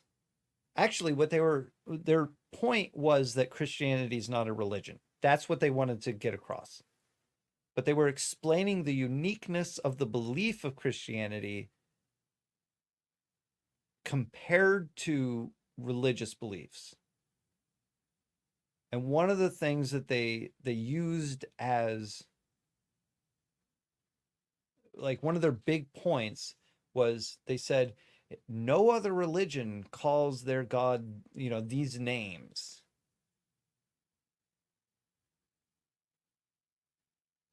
And I was thinking, okay,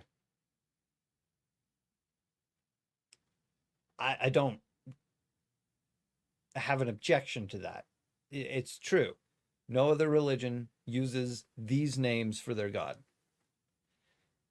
But at the same time, that doesn't make a whole lot of sense to be a point for Christianity not being a religion, because wouldn't you be saying the same thing for one of these other religions? Like, one of the other religions will have a name for their God that none of the other religions use. But you didn't address that. You didn't say that, like, this amount of these religions, they all use this one, and this name, or they call them by this thing, and then cover it all.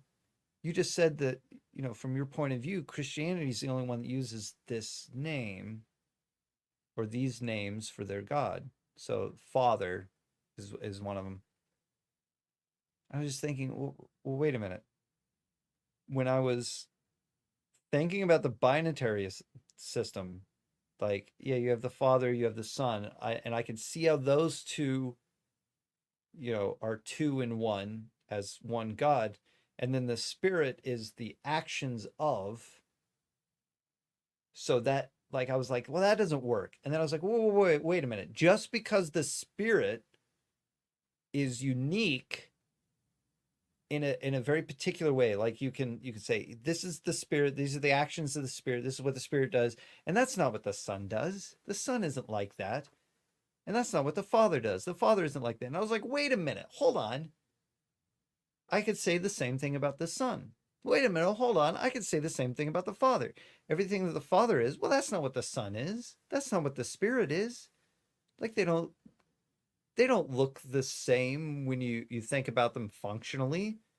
Well, yeah, because they're all three unique in their own way,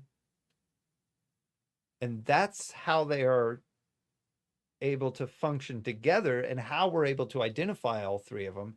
And then again, that went back to me saying, well, of course, that's why I use those as comparisons, the body, the experiences, and the imagination, because the coolest thing about the imagination, which I'll tell you now, is while I'm making that comic book, If I draw myself in that comic book, what do you think that is?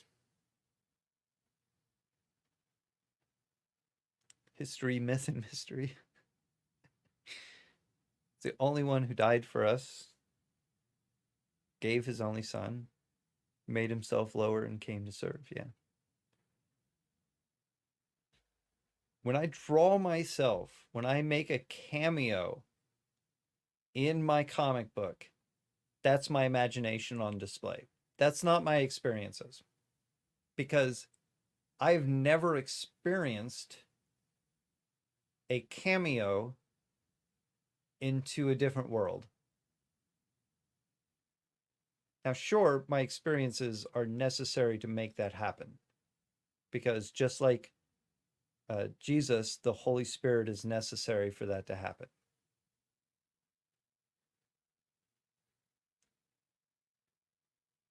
Because there's a unity in the three, but that self-insert is very clearly my imagination. You look at that and it's like, ah, okay. Out of everything else, he is imagining himself in his own story. And that's how the comic book characters would see it too.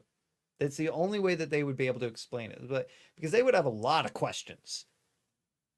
Now, if they were able to ask these questions on their own, or act on their own, or think on their own, then their questions would be something that I wouldn't be able to dictate. But because they are 2D, I have to give them their responses and their questions.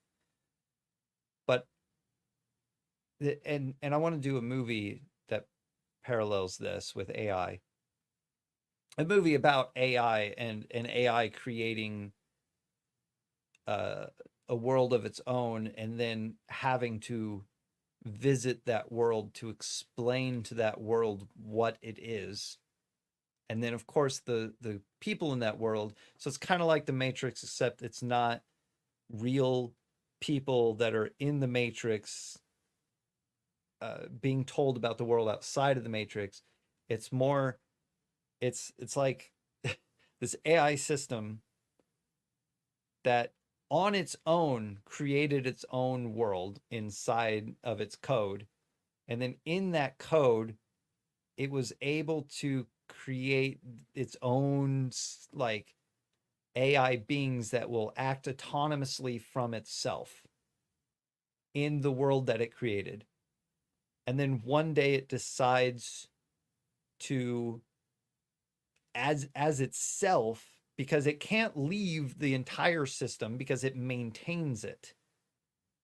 As itself, it has to make something that's related to the independent, the autonomous AI beings that are in this world. It makes itself look like one of those. So it has to simultaneously exist as the whole system that maintains the world and one of the autonomous code beings in the world. And then that being that it interacts with will be asking it questions like, well, what are you? Well, how do you exist? What do you mean? Well, like, what is this code thing that you're saying, makes up everything? And how, like, if you're here, well, like, you can't be here and there, that. And I'm gonna write it out. It's all gonna be, a parable to Christianity. Hebrew words, Elohim, God, yes. Well, Elohim also, it's not just God, but you could also do in brackets an S on the end of that, because Elohim is often, could be used as a plural gods. Here, to say, day, yom. Well, I don't think there's a proper spelling of yom, because I believe there's a W in there, isn't there? It's yom. Be like a hyphen WM. My Excel spreadsheet's still up. I can show you that. Or is it? It's in here like a billion times.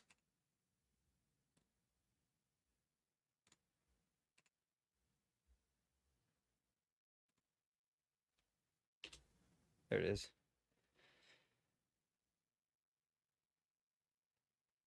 It's not a hyphen, but is that. Oh, that, yeah, so you actually have the Hebrew there. I want you to look at, if you can, in Genesis 1:14, there's 3 words at the end there on seasons, days, and years. Look at the similarities of those 3 words, and you'll see what they all have in common is that word yom is on the end of them. But not only that, but the thing that is my question that I need to, like, I want to bring this up with somebody, but I need an answer from somebody who knows Hebrew, is what is the string of characters in front of the word days, and why is it translated days when that's not the word for days? My theory is that because there's no Hebrew word for solstice,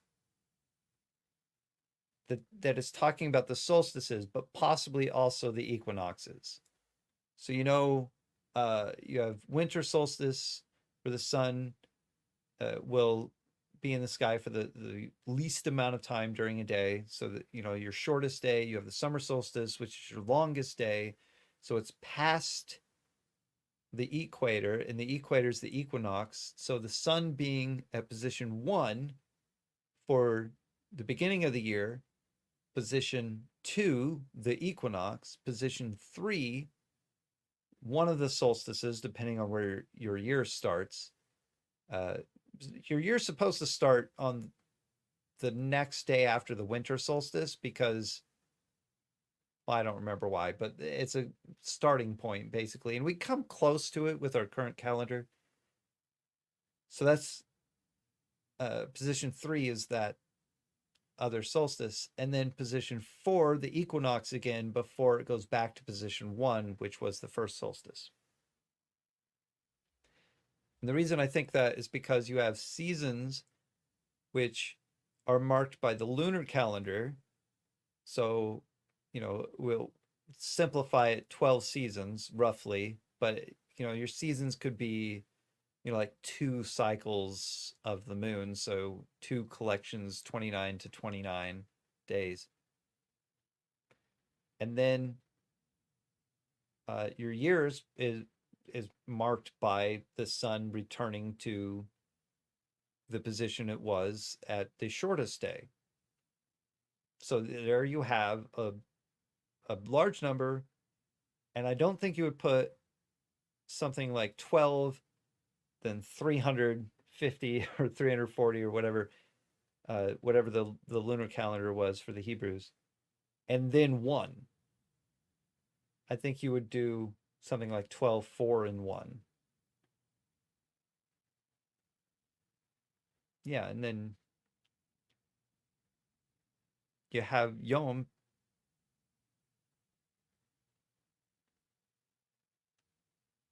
And I guess I'll bring that.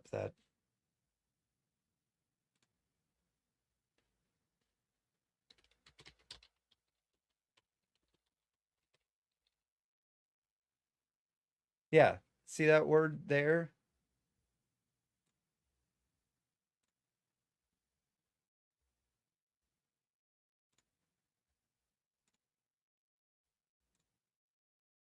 I just do this. No, it won't let me do the keyboard. So you're gonna hear me click.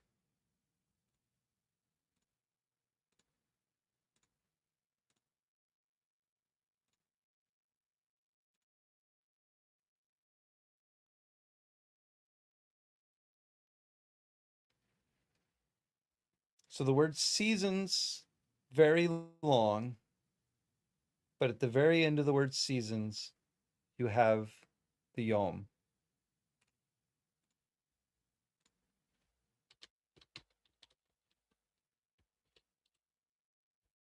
So there's your seasons.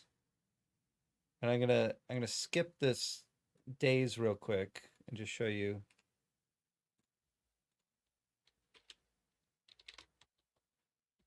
You got your years there. And you see on the end of both of those words is your yom, your time marker. So that's saying that this is a marker of time.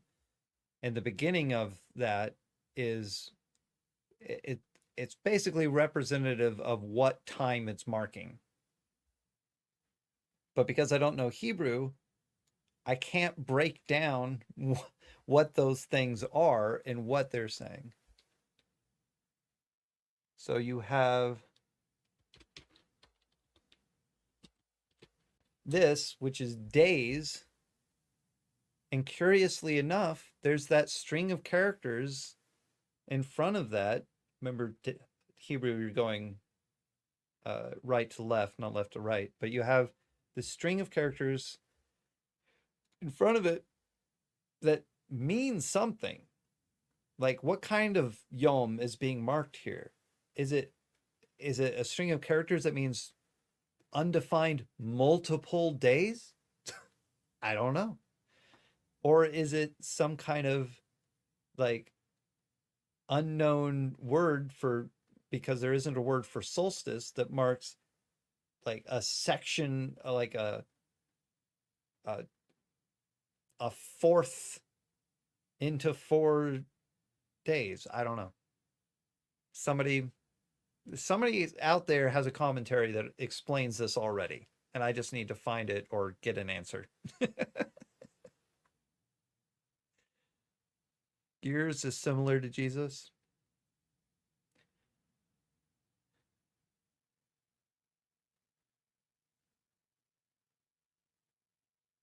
Sanim.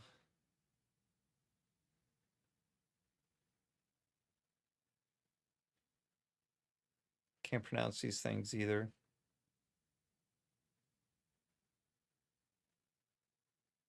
There are very few things I can't pronounce. Elohim, Bara, Bereshit. Things that I've heard a bunch of times. I don't understand Hebrew at all. Yeah. Somehow Chinese makes some sense to me, maybe because study. Yeah. I've heard people say that Hebrew's, easier to learn than English. A lot of languages are easier to learn than English. English doesn't make sense except as rules. Yeah, English is terrible. Understood agreed meanings, which can vary widely. Even more so now that we have the internet and we can communicate with people who have colloquialisms that they have been using that are different from the way that I've been using them. To understand meaning, we must consult etymology.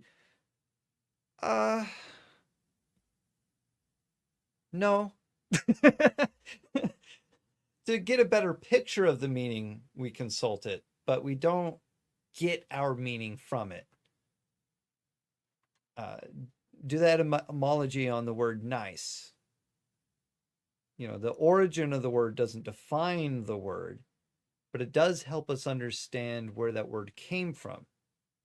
So if you want to know the origins of the word, yeah, etymology, great.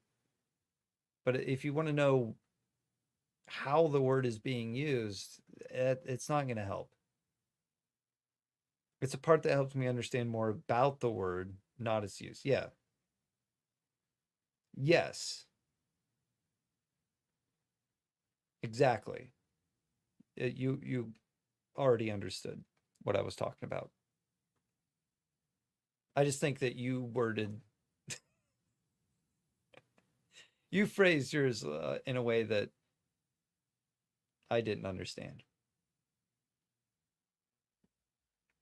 And that's the problem. You'd think that two people that know each other as much as we do would be able to communicate. You'd think. Well, hey, what do you think? What do you think about right now? Like I said, I need to get sleep. Nobody's joined me. Is there anything more? Uh, any other questions? Any other subject or something to study? You have lag? I have lag. I'm pretty sure it's jet lag. Yeah, I got to tighten down on that lag time. I mean, if there really isn't any other questions, I don't want to keep talking. It says 2 people. Yeah, but it's just you and me talking.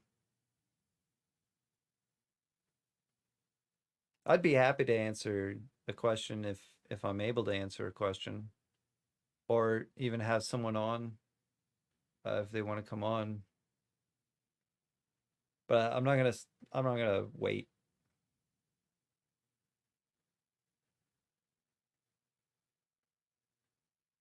And tomorrow,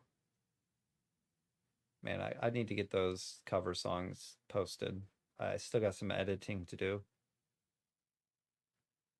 Tomorrow I might maybe get back on uh, Fallout 4 on my gaming channel.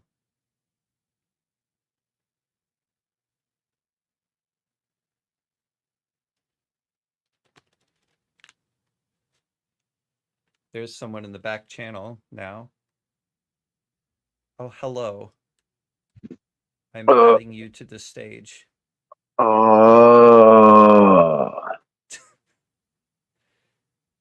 Well, oh, wait. but I All need to right. ask, is there feedback? Because it looks like you're using your phone.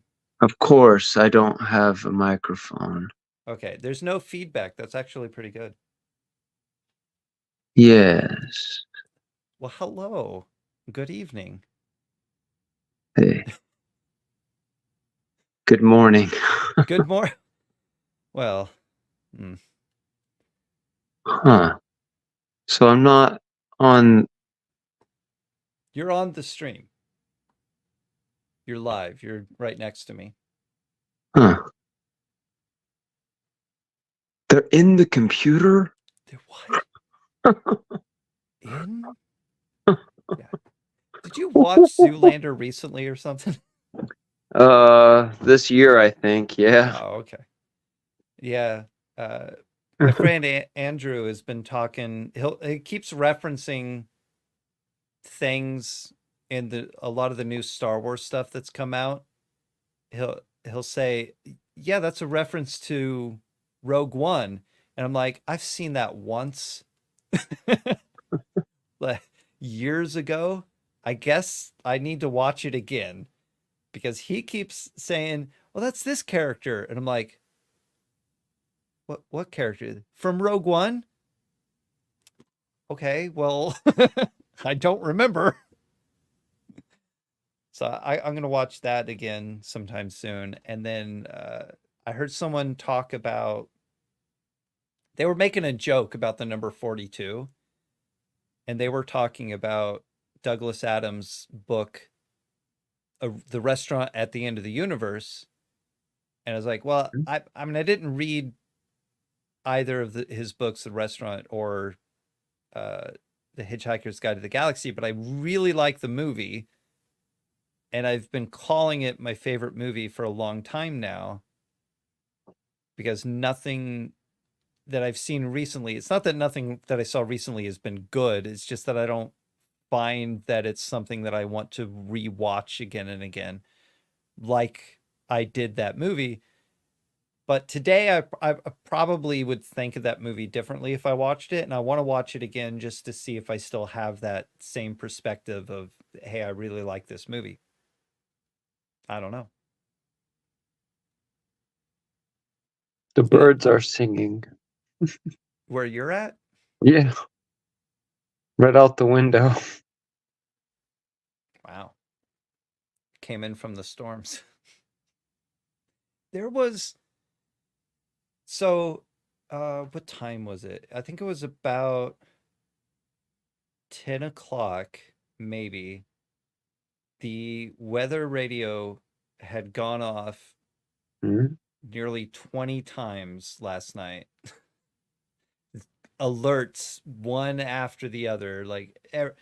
I was even Hmm. listening to the warning, and it toned in the middle of the warning and started giving me that alarm that there's another warning. So I was hearing the tone and the beeping at the same time on the weather radio, and I was like, button. Hmm. Uh, it was that frequent, but sometime after a lot of those warnings, I was sitting in the living room and everything went dark, and I could feel like this electromagnetic like wave just sweep past me as all the lights went off, and then the lights came back on, and I was like, that was weird. And then uh and there was a flash of light at the same time outside, and then I waited. I was like, when's that thunder coming? And it was just this huge thunder, and it rang out for a couple seconds. It was just, and I was like, that sounds like a tornado. That's how loud that is. But but I just felt like, wow. So it was like it sucked up all the electricity into that lightning bolt and just rippled out over the whole town in that one moment. It was very powerful. Hmm. And then there were a couple more alarm or weather alerts after that, but not a whole lot.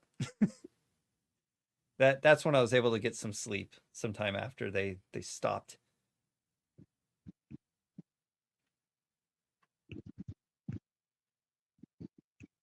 Might storm again this morning.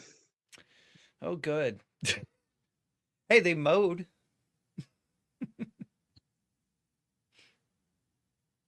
Oh, They got that that in. is different. The what? Uh, well, I was just noticing the difference between chat and comments. I can join in the studio chat, Yeah. go over and see There's the also comments, but then to join the chat in the comments, I must connect the YouTube account. yes, the private chat is just something that the people Oh, who are on, like you see below, on a computer, you'll see all the people that are in the channel. Like if they're not up on stage, they're just down there. But everyone who's in StreamYard can see private chat, but the comments are oh, only YouTube or where I'm ah, streaming to. I see. Do I?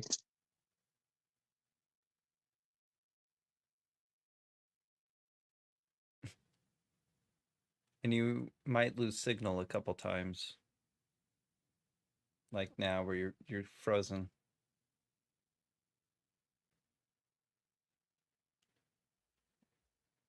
I don't think it'll totally kick. Yeah, you come back. I was testing to see if I could open the.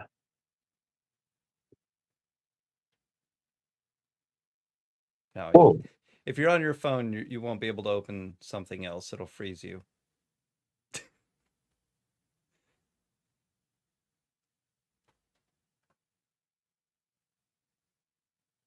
Did you catch what I said? Twice. Twice what? Well, I've got it going now in a YouTube on a little window. Oh, don't do that. Don't multi-window. You'll run your battery down. Okay.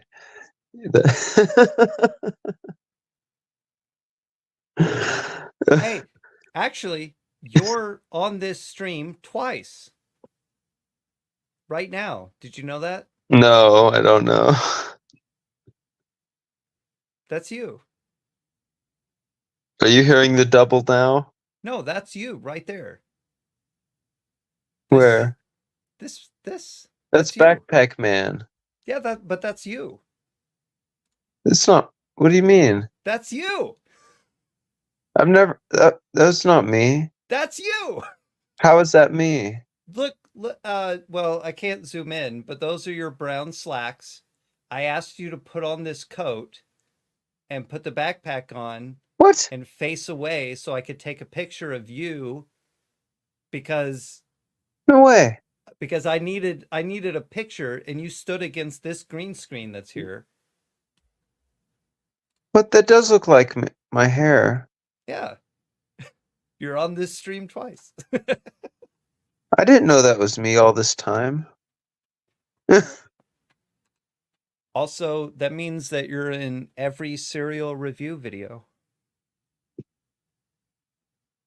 What? Because that's what I used it for. Does that mean I'm dead?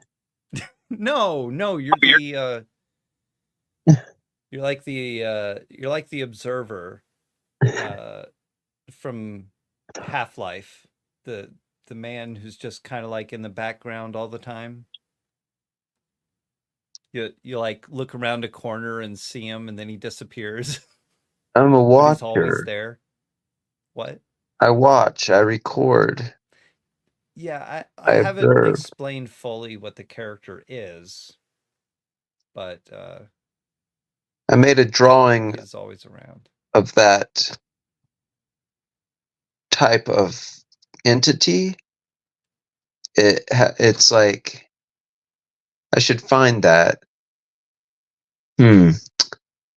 It's holding a couple of objects, and it's basically a man who is an eye with symbols. I gotta find that. I drew it in sometime around between 2001 and 2004 or 5, I think. I don't remember. He observes. Yeah, and it's all recorded in some kind of a special record. All right, now I gotta ask though, because you joined me. Did you join me to study anything specific or talk about anything specific, or just to keep me awake? I was making shorts, and then I saw that you were doing a stream, and it No, said Bible I mean, discussion. So I jumped in and heard you talking about your imagination. no, I mean why? Like because you're here with me live, Oh, just in the comments. Did you join me like in this stream to talk about anything specific, or did you join to keep me awake? I don't remember. I think I was just trying to figure out if I could join or not. Trying Oh, to see how well, that hey, worked. now that we know that you can, and as long as I'm not talking when you're talking, there's no feedback. But if I talk and you talk, then your camera's picking me up as well. Or sorry, your mic's picking me up as well. But now that we know, uh, then maybe next time I'll let you know in advance that I'm gonna go live and do something, and maybe you'll be able to join me and we could actually study something. Okay.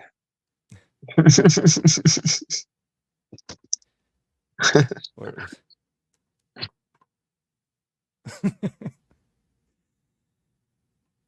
but yeah, caught me in the middle of talking about my article clarity than if I was talking about imagination when you joined.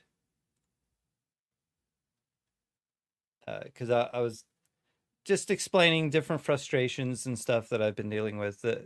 Because I was energetic, I was playing a game online.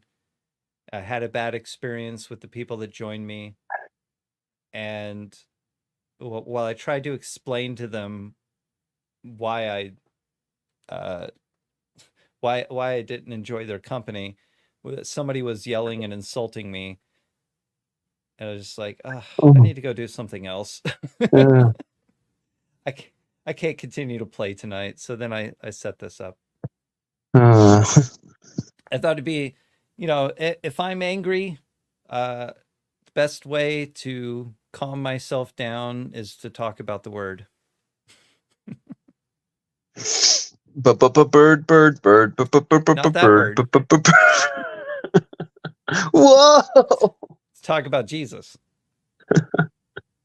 To talk about the Bible, and I hadn't done a Bible live stream in a while, or a study or anything. Which is probably why nobody that I would consider a regular has come in tonight, because it is very far from the last time I did one, and I didn't give a whole lot of notice to this. And it's a school night. No, that doesn't matter. It doesn't. Not It's a work day. Work day, maybe. But a lot of the people that I had been, and they're not even live right now, a lot of the people that I had been doing this kind of stuff with were awake at this time and doing something. But I have been going to bed about this time. Yeah. I've been going to bed around before this time. Well, maybe we should both go to bed, huh? I'm already in bed. Well, I'm not. They said we both go. Hell, hey, do you remember being able to move your pinky toe? Focusing on moving the pinky toe? You mean just my pinky toe? Yes. No. You don't remember practicing that? No, I move all my toes like at once in different directions. Like I just tense up and they go out. You don't remember looking down at your feet and trying to just find that signal that moves and trying to build it to move just that pinky toe, just like this, like. Wait. Not the pinky hand, the pinky toe. The guitar finger. That's the only thing that I've worked on, is tried to do this one. The toe on the foot. No, I don't remember that. Oh. Well, I was sitting here in the bed with the children and looking at my feet, and then I remembered that. Hey, I got a question for you. Okay. Mark 11. And maybe you haven't studied this, but I just want your reaction or what you think of when you think of this. Mark 11, Jesus curses the fig tree.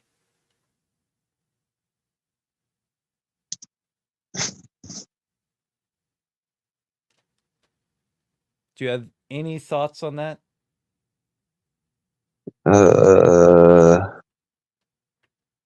Any thoughts? Yeah. Do you have any thoughts on Jesus curses the fig tree? Like that whole, fig tree imagery, or just what's being said, or anything about it?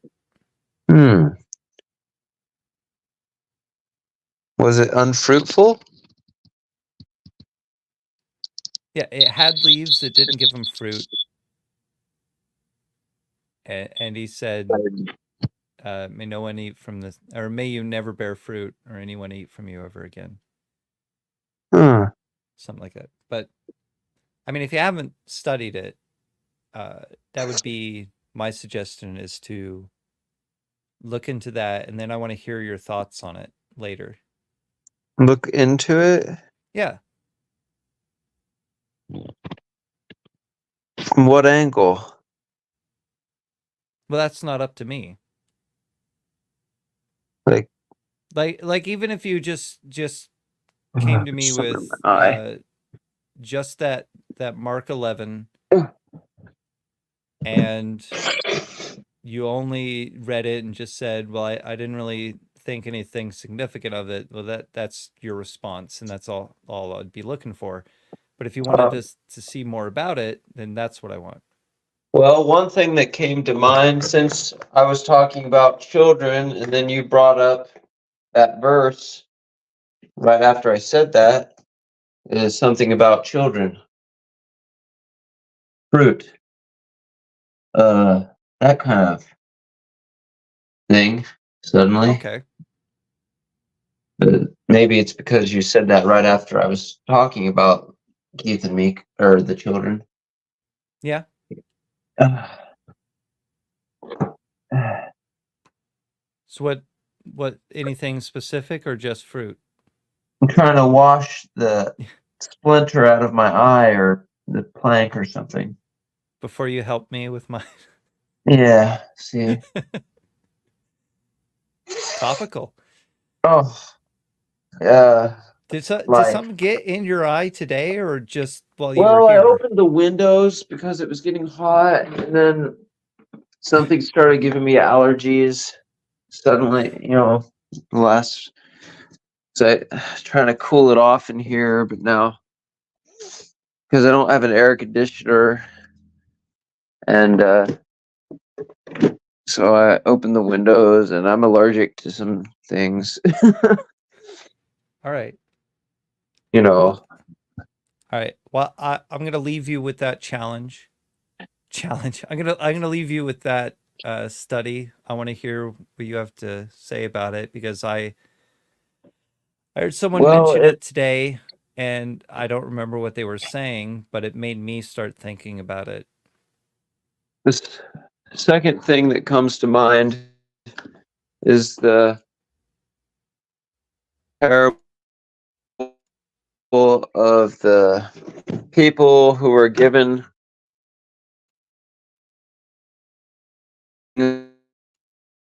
Oh, you're cutting something out and buried moving it in the from room to ground. room. Hang on. Yeah, I was closing the windows, and one of them, you know, took his talent that he was given and buried it, Yeah. uh, and was unfruitful. And he was cursed too, right?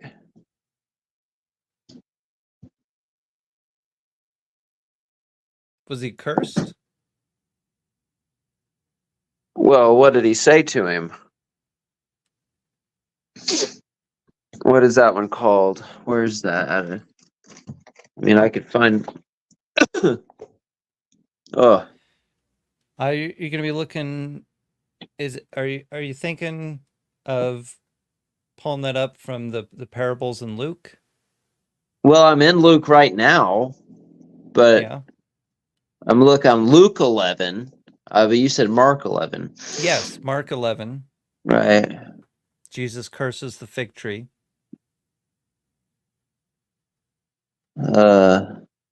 Matthew, Mark.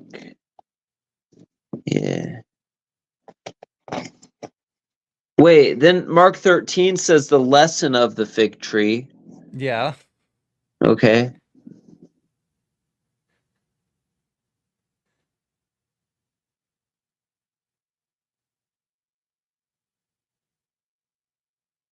Uh, huh.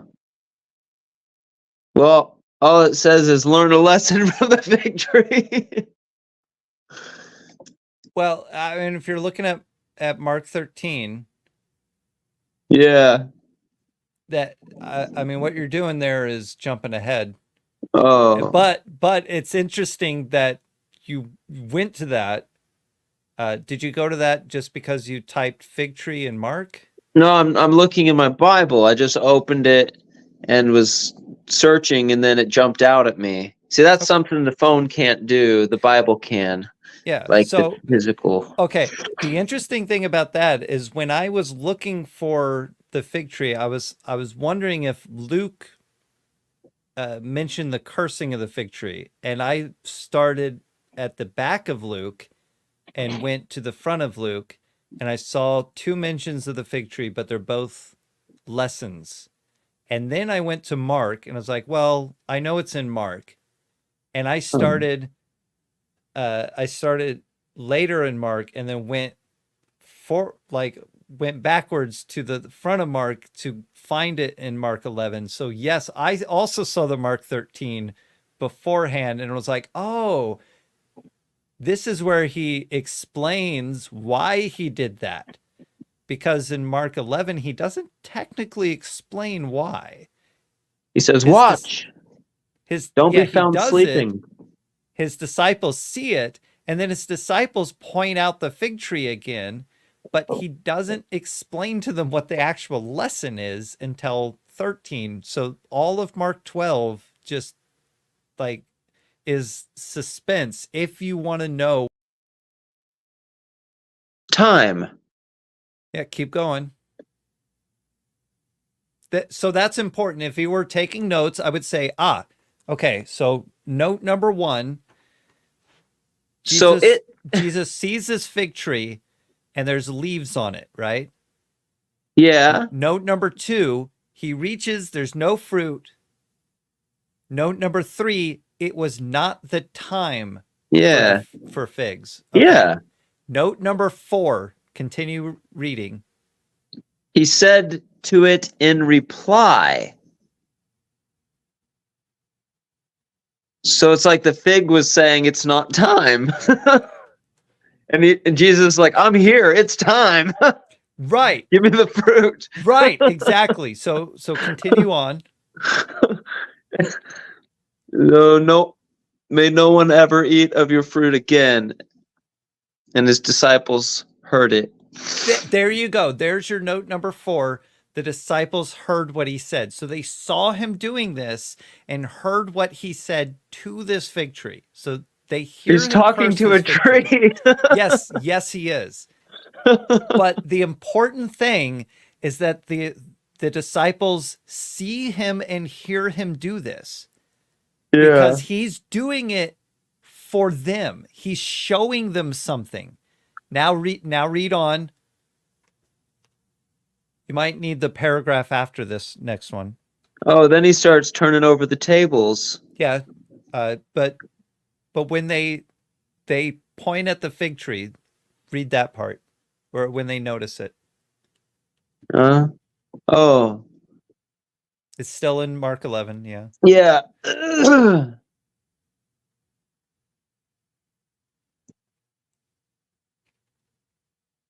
Withered to the roots.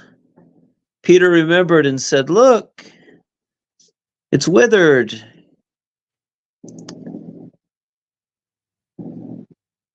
You cursed it. Have faith in God. Whoever says to the mountain, okay, yeah, be lifted, and so on, it shall be done. Therefore I tell you, all that you ask for in prayer, believe that you will receive it, and it shall be yours. Now hold on, Jesus. You didn't mention anything about why you did this to the fig tree. I think he's saying your words have a lot of effect. Okay, what did he just do at the temple? Faith. What did he just do at the temple? Turned over the tables. He cleansed Did it. not permit anyone to carry anything through the temple. Then he taught them. Right. So here he does something to the fig tree in front of his disciples so that they see and hear him do it. Then he goes into the temple and he does something. And then as they leave the temple, they see the fig tree and they're like, hey, Jesus, that's the fig tree. And he says, have faith. And they're like, what are you talking about? You're not going to address this? Now go to Mark 13. The lesson of the fig tree. Because in Mark 13, he is talking about the destruction of the temple. And this is what's very important. So he curses the fig tree and cleanses the temple. And then in Mark 13, they say, look at the beautiful temple. And he says, this will be destroyed. And then in Mark 13, he says, learn the lesson from the fig tree. Now, this is where he actually tells them why he did that to the fig tree. Because they saw it, because they needed to know this. Something about the time, the sign of the end.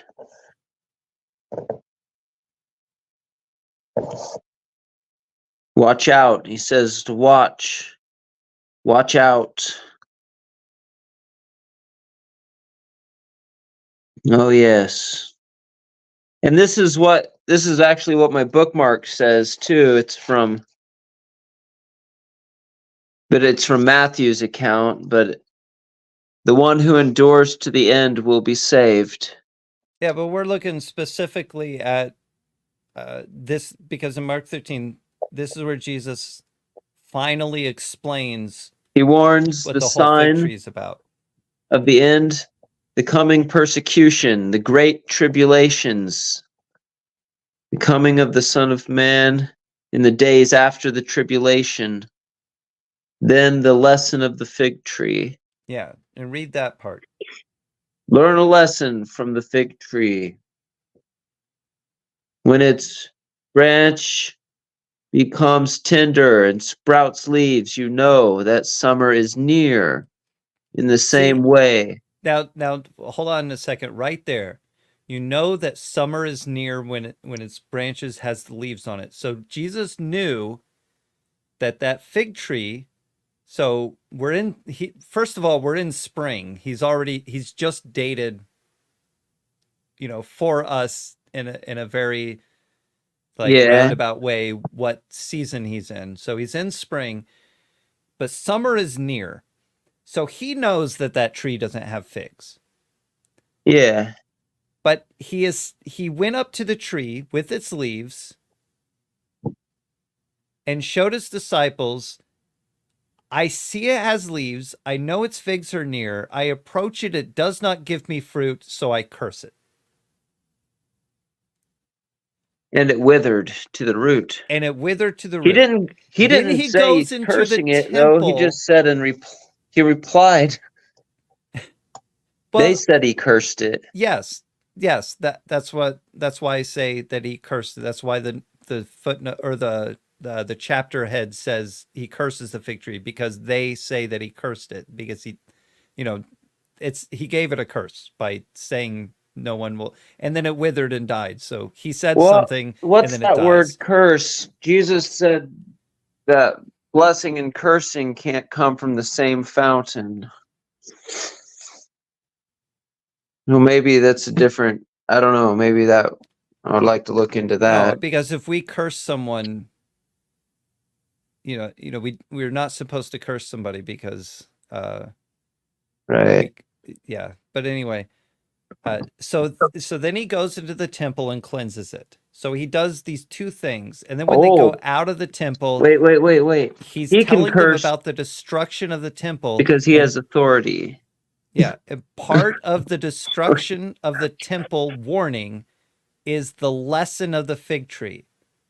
So he says, when you see those leaves, you know that summer is near. And he also says the same thing. When you see the abomination of desolation, you know that the destruction is near. You know that it's time to flee, because he's going to curse that temple. It will be destroyed. It will wither and die. And then 70 AD, the events surrounding 70 AD, the destruction of Jerusalem and the temple that he's talking about there, the destruction of the temple, it happens. And the fig tree was the lesson that he gave to them that starts in Mark 11 and concludes in Mark 13. He came to the temple. It wasn't producing any fruit. That's what he's doing. His new covenant with us, his temple, his tabernacling in us is what produces the fruit. And if you wanted to understand the whole thing, I don't think I could say it any better than it's said in Hebrews.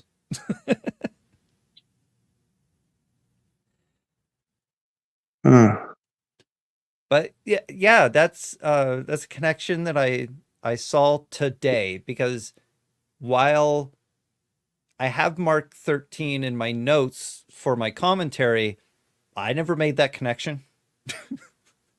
I had no idea. I just thought it was some weird non sequitur, like, oh, he's talking about a fig tree. There must be some significance to fig trees, and there is significance to fig trees, but also I didn't know that it was 2 chapters before that's the fig tree that he was talking about. Another interesting thing is the Holy Spirit is at work in the Old Testament. Man, you sound like you should be getting sleep. And my nose is all. I've got this Yeah. polyp in my nose too, and it's a bit swollen. I Yeah, got you sound like you surgeries. need to be getting sleep. It says David was inspired by the Holy Spirit. Yes. That Yeah. it does? Where? Well, right there in Mark. Mark, the question about David's son. How do the scribes claim that the Messiah is the son of David? David himself, inspired by the Holy Spirit, said, Yes. "The Lord said to my Lord, sit at my right hand until Psalm I 110. place your enemies under your feet." David himself calls him Lord, so how is he his son?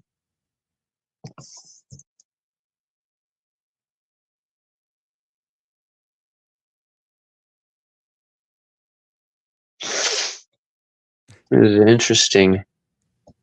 Yeah. The Holy Spirit had been given to whom God wills it throughout time. Of course, they practiced baptism, didn't they? Yes, at the temple they had a basin for washing in the water. At the Well, tabernacle, there were lots of cleansing rituals, but it's not the same thing as baptism, because John, Jesus questions the Pharisees, who was John's baptism from? Was it from God or was it from man? They couldn't answer because that kind of baptism was not a thing. it was established as part of the tabernacle. No, what they did was a cleansing ritual. That it's different. Yes, they had the basin, they had the water, you would go in, but it's very different from baptism. Yeah. What John was doing as baptism, as that submersion thing, was he was making way for what would soon be represented by the death, burial, and resurrection of Jesus. Does it not say Noah was baptized in the waters of the flood? He was brought forth from Egypt. From Noah. Sorry, yeah, from like that Arabian Peninsula area, that I don't know what that area is called besides Arabian Peninsula area. Whatever.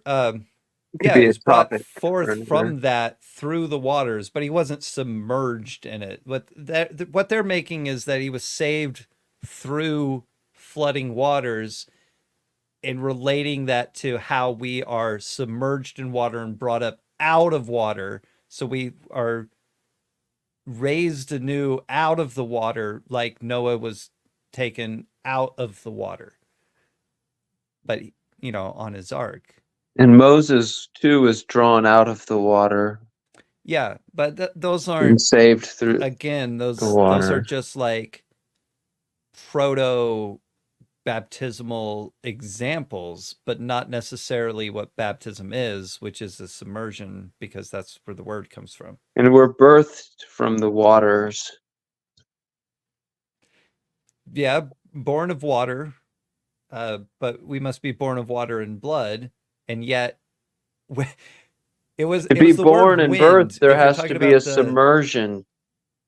Right. If you're talking about, see, I thought about this at one time. I was like, is the being born of water and blood talking about being born from the womb and from the blood of Christ, but once I understood that there was also this language about the wind in there, the water was not talking about a womb birth. It was talking about baptismal birth.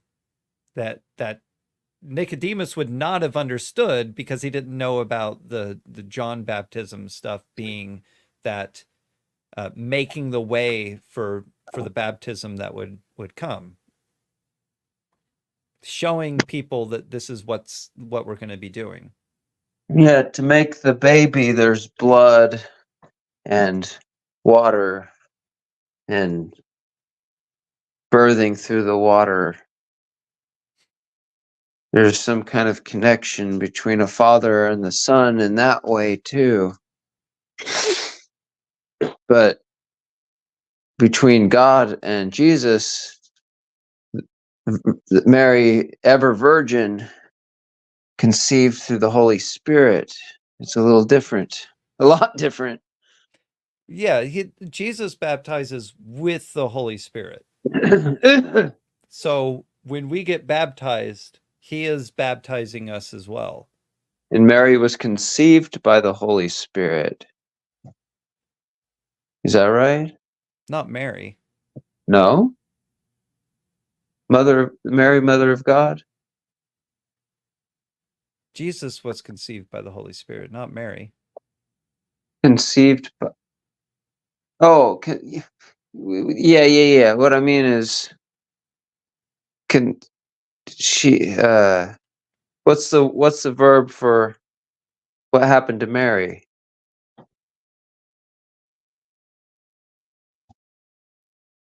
Blessed?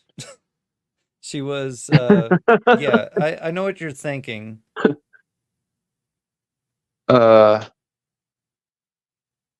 Received by?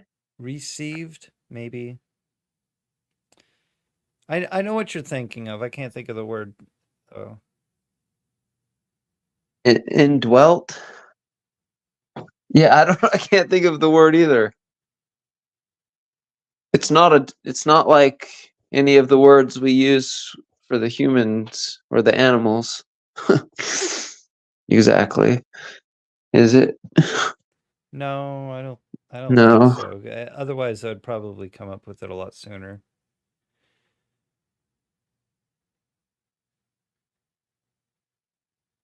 Immaculated? No, that's not.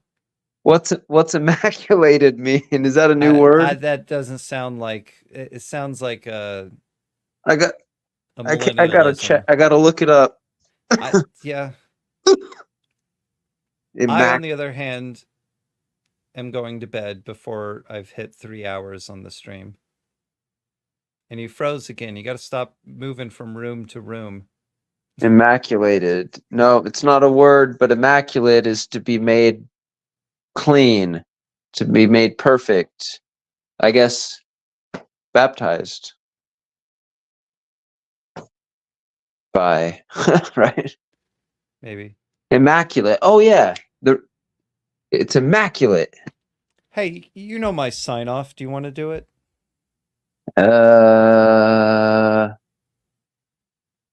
Was it hot or cold? Do you not remember my outro for live streams?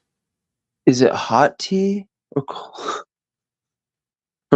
That's the end of that chapter? Is the tea hot or cold? Did I have no idea. Is the hot tea hot or cold? Yes, Keanu. Is it iced tea? No, it's hot tea. Well, then I have no idea. No, that's not my outro. Come on. You don't remember?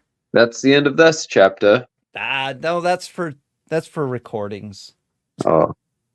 Anyway, I'll do it and you'll remember it and you'll be like, "Oh, okay." Thank you for joining me if you did. And stay safe out there, Commonwealth. Oh yeah. Yes, exactly. You started playing Fallout 4. Yes, and that will come up again. The Stay Safe Out There Commonwealth when I play probably next stream. Because I'm going back and forth between Diamond City right now. I kind of feel like Keanu on that movie Scanner Darkly Ah, or whatever. I don't recall ever having seen that. Oh, he had to like get his mind so I mean, he was sent in to infiltrate something, but they had to like burn out his mind so much that he would be thought of as by the people running a certain program that he would never he's just totally burned out and is total zombie or whatever and will just like they can use him, but he still had this spark inside, like that he wasn't even conscious of, but somewhere inside of him he still had this spark and this like mission to do. And it was to bring back evidence of their operation to the outside. Out. Weird. I don't Yeah, know it's that. kind of weird. God bless. Peace.